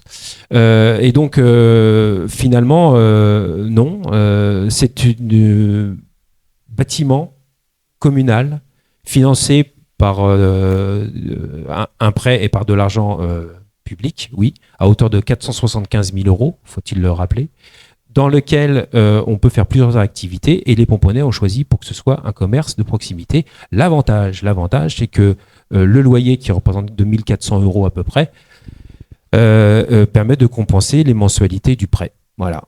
Et il n'y a pas beaucoup de mairies. C'est peut-être ça qui déroute, hein. Mais il n'y a peut-être pas beaucoup de mairies qui, du coup, réfléchissent en entrepreneurs et en rentabilité des locaux. Et si d'aventure, ce commerce-là, parce que c'était aussi une question, ne marche pas, parce que certains Pomponais n'auraient pas envie d'y aller, par exemple, parce qu'il y a par posture peut-être, eh bien s'il ne marche pas, il serait remplacé soit par un autre commerce, soit il partirait, on le remplacerait par un autre service qui, lui, nécessairement ne représenterait pas des loyers pour la commune, mais serait utile à la commune pour d'autres sujets, par rapport, par exemple, le service jeune, s'il n'était pas au 7, il se retrouverait là. Bon, ça sera un investissement de la commune avec un bâtiment qui aurait été construit. Voilà. Donc ça, c'est le premier point. Donc il est bloqué aujourd'hui, et ça j'assume aussi, il est bloqué parce que ça serait beaucoup plus au bilan du maire sortant si on avait déjà un bâtiment presque construit, plutôt qu'un buzz. Voilà. Peut-être juste passer à on avait juste les divers, je ne sais pas si je le mis. Est-ce que tu peux passer l'autre? Il doit y avoir une... Voilà. Alors là, quelque chose qui peut paraître, je dirais, un peu plus anecdotique, puisque ça concerne les animaux, mais qui néanmoins, tu vas en parler, mais on s'est aperçu que dans nos contacts, en fait, on rencontrait beaucoup de familles, de personnes seules, de tous âges, hein, qui avaient des animaux et pour qui ces animaux étaient un réconfort, un compagnon à la fois de tous les jours et auquel ils tenaient beaucoup et sur lequel ils investissaient. C'est d'ailleurs une tendance un peu nationale, hein, donc il n'y a pas de souci. Donc est-ce qu'il y a des choses de prévues, puisqu'il y avait, comme c'est marqué, donc on avait fait une initiative pour les chiens au travail, qui a été aussi présentée, délibérée en conseil. Est-ce qu'il y a d'autres choses de prévues justement pour poursuivre un petit peu sur cette voie alors on appelle ça le bien-être animal, mais en tout cas, le fait que les personnes qui ont des animaux soient parfois rassurées, on a aussi la petite carte qu'on a mis en place. Est-ce qu'il y a des choses de prévues? Alors, d'abord, on a des idées, les idées pour venir effectivement encore aussi des administrés, parce qu'on continuera à faire des consultations, des vos avis comptes sur le sujet. Effectivement, on a plein d'idées. Tu évoquais tout à l'heure la place des animaux au travail, puisqu'on était la première ville de Seine-et-Marne à accepter que les agents puissent venir avec leurs chiens, en l'occurrence en mairie.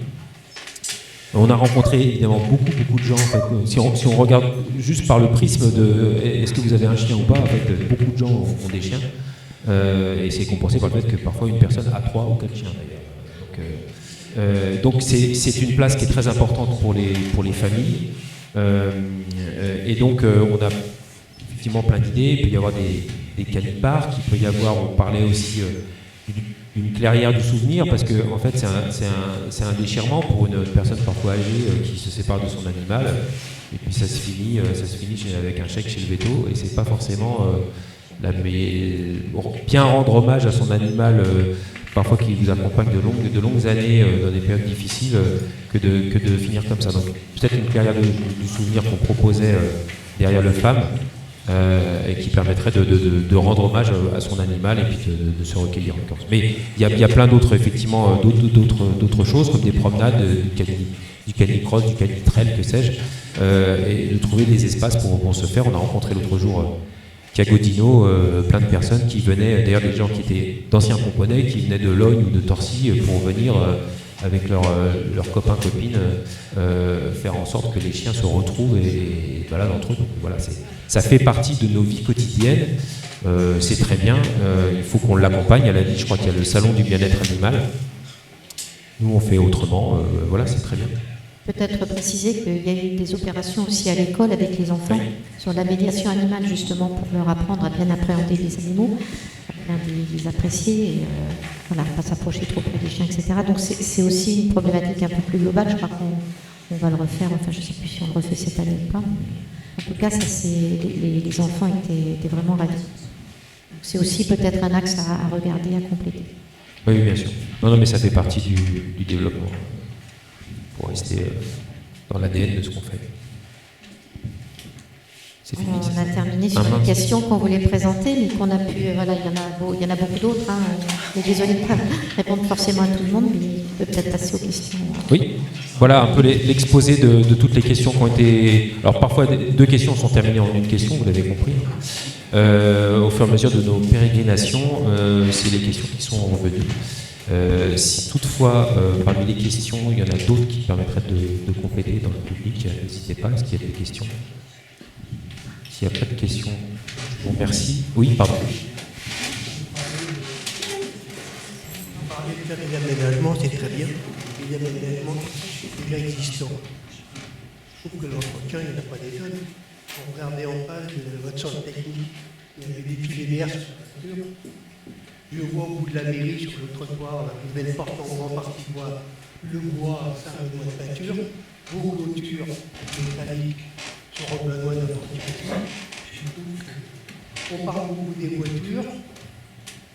Ok, alors, les trottoirs pour les piétons, bien entretenus. Il y a le pont X, il y avait des espèces de pluie. On a mis un peu de macadam il y a 6 mois.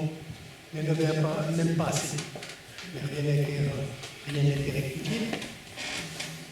Lorsque vous allez face à Métain, ex-Métain, le mur qui était fait juste en face, c'est plein de graffiti. C'est chouette, c'est beau. Alors, on va parler des nettoyages sur les lundis.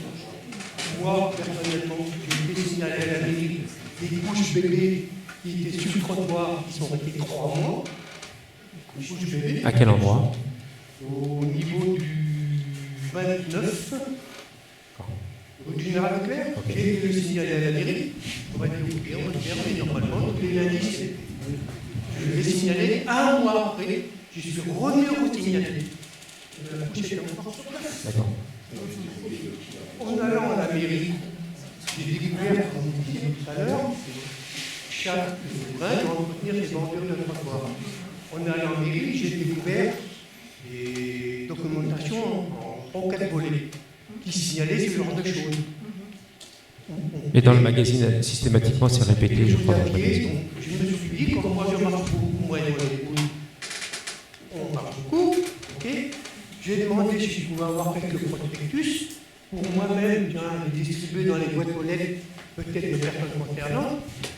On m'a dit non, il n'y a pas beaucoup, il y en a 4. On m'a dit, bah, écoutez, on va vous tenir au courant.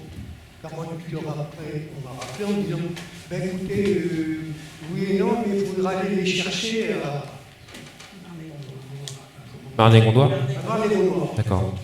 Alors que je pense que vous avez quand même des personnes qui vont pratiquement tous les jours. Eh bien non, c'était à moi de me déplacer d'aller chercher des mots. Ok.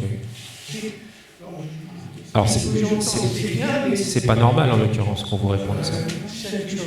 Bah, je peux pas vous dire que c'est normal puisque c'est pas normal. Pour une dernière chose, au mois de juin, c'est 2025, en pleine nuit à minuit du matin, je ne savais pas, sur la SNCF, il y avait 5-6 employés avec des débroussailleuses. Ok, il fait des choses, tout le monde dans les dents. Ouais, moi, je croyais que j'ai pas d'en poser. Je plains les gens. Personne n'est prévenu. Je suis dit non, on a rien à mairie.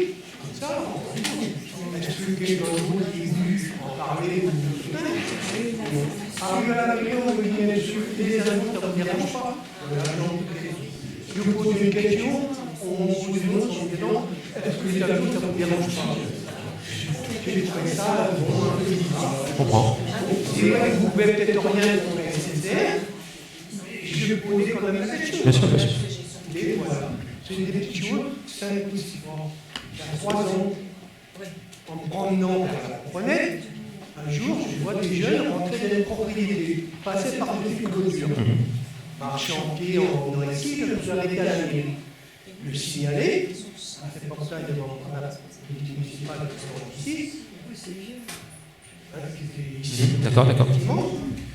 Lorsque j'ai eu cette question, j'ai entendu cette personne qui est la municipale qui a reçu un message téléphonique, personne à la.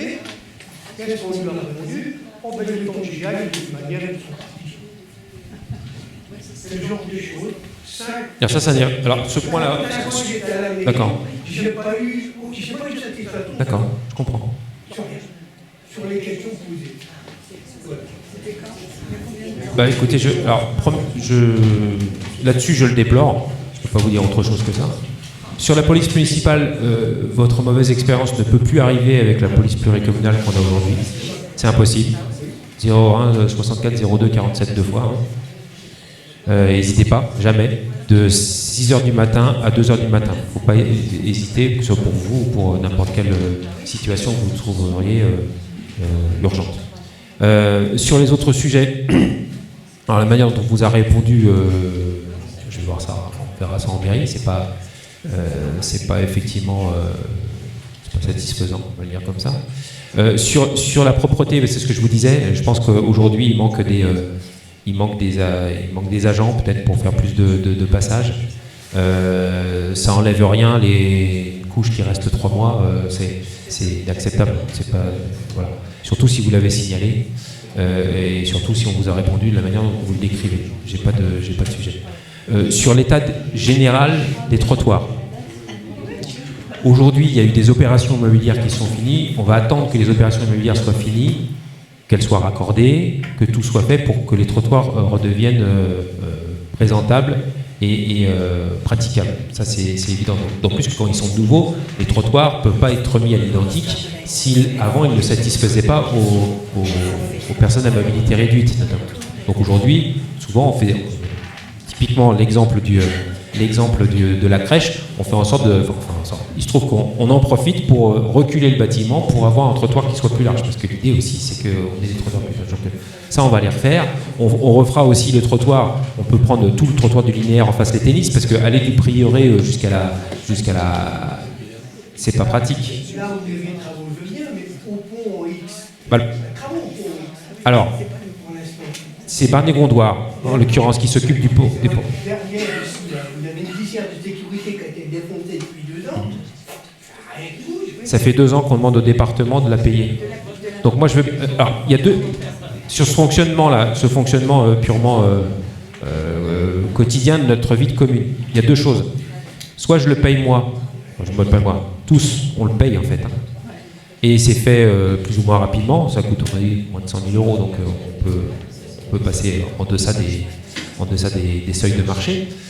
Soit on essaye de faire en sorte, et on a essayé pendant les travaux notamment de de l'entrée de ville qui ont été faits quand même, je dirais qu'on en parle assez peu, mais tout ce qui préfigure le respect d'une vitesse modérée à l'intérieur de Pomponne, c'est fait aussi à l'entrée de ville avec l'entrée de l'Ouest, 250 000 € qui ont été dépensés par le département et 50 000 € sur l'agglomération. Et 50 000 € sur l'agglomération parce qu'il y a les fonciers étaient différents. Donc on leur a demandé aussi d'en profiter, de nous faire un rail, de remplacer celui-là. Pour l'instant, ils nous ont dit non. Je prends en compte votre remarque. Soit on se le paye, soit on attend de voir si quelqu'un ne peut pas nous le payer. Et ça, pour le coup, je l'assume. C'est ces petites économies qui font qu'à un moment donné, on attend pour que quelqu'un nous le paye, parce que, en l'occurrence, le département, sur une départementale, nous ayant répondu à un moment donné aussi, vous pourriez très bien ne pas en mettre. Oui. Sauf que je ne suis pas certain que ce soit très satisfaisant. Je veux parler aussi, vous avez Pomponne, la Pomponnette. Oui. Je veux aller me promener vers la Pomponnette, où je me sens en sécurité pour aller vers la Pomponnette. Alors en passant sur le pont, en En l'occurrence. passant sur le pont. Donc je suis sur la chaussée. Non, il y a, de l'autre côté de la glissière, je le fais tout le temps. Hein. Attendez, deux côtés de l'eau de la glissière, là, ça a été entretenu il n'y a pas longtemps. Il y a des moments où vous avez des herbes comme ça, je ne pouvais même plus marcher. Jusqu'au pont, même plus. Oui. Mais c'est pareil, ça. C'est le département. Oh. Oui, mais tout est comme ça. Le département. On va dire que c'est la région. Non, mais c'est pas ça, c'est que. Et c'est très désagréable pour moi parce que j'ai entendu plein de maires avant dire c'est pas moi, c'est les autres. En l'occurrence, je ne peux pas, nos 5 employés municipaux, je ne peux pas les emmener là parce que s'ils se font renverser, je vais en tôle.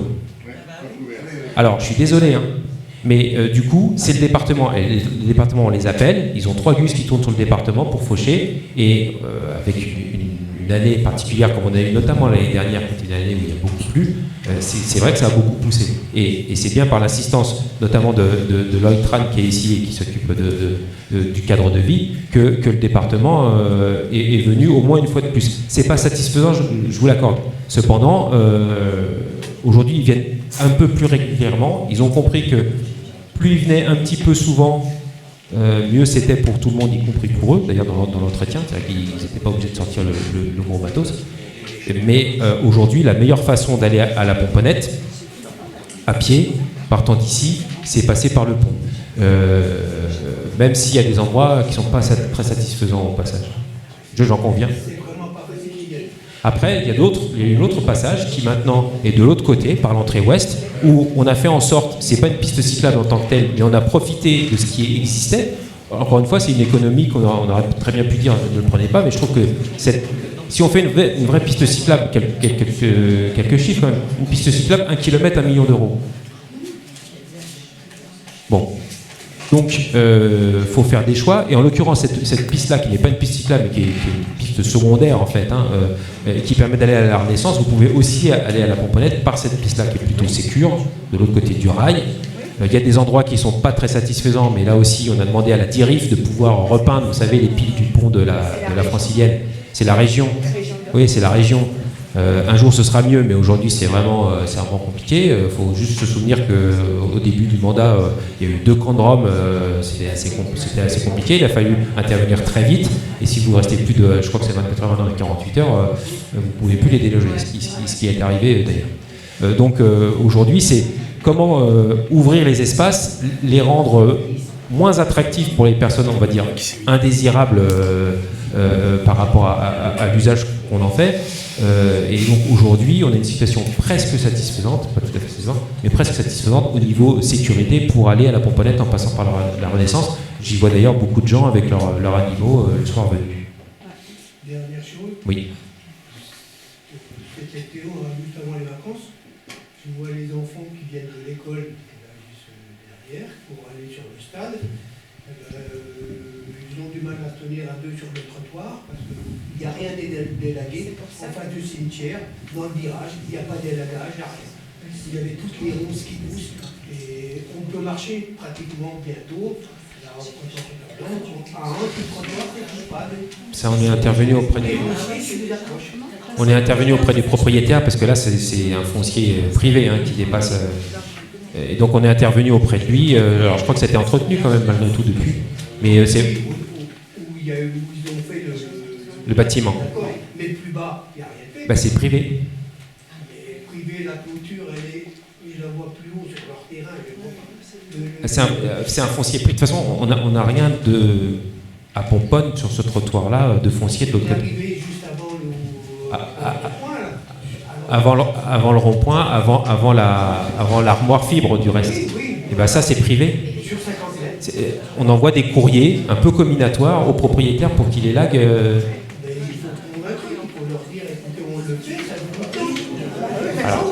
Alors, c'est une solution, mais elle se fait pas en un temps. Je vous dis que les enfants, lorsqu'ils viennent en groupe, ils sont à deux côte à côte, lorsqu'ils sont sur le trottoir. Je sais. Et la personne qui les accompagne, les personnes qui les accompagnent, sont obligés de marcher sur la rue. À côté du trottoir. Oui, on peut même prendre le cas des poussettes, il n'y a pas de sujet, bien sûr. On peut prendre le cas des poussettes qui est encore. Non, mais et donc c'est un propriétaire privé qui n'entretient pas. Ça fait partie exactement du sujet d'entretenir à la fois ses clôtures et ses trottoirs au droit de sa propriété. Et qui, pour le coup, même s'il y a des prospectus, et je ne reviens pas là-dessus, c'est pas normal qu'on vous ait répondu comme ça, pour le coup, et systématiquement, ça fait l'objet d'un article au moins voire toutes les éditions ou 1 sur 2 des éditions des magazines communaux. Vous l'avez toujours en page environnement avec les gabarits de taille, etc. Donc vous pourriez effectivement sensibiliser vos voisins ou les gens, et ça je vous en remercie, mais il suffirait qu'ils... Bien sûr. Mais... Les trottoirs qui font 3 mètres de large, et c'est pris à 50%. Mais on envoie assez souvent des lettres aux propriétaires. Merci monsieur pour vos questions. Merci.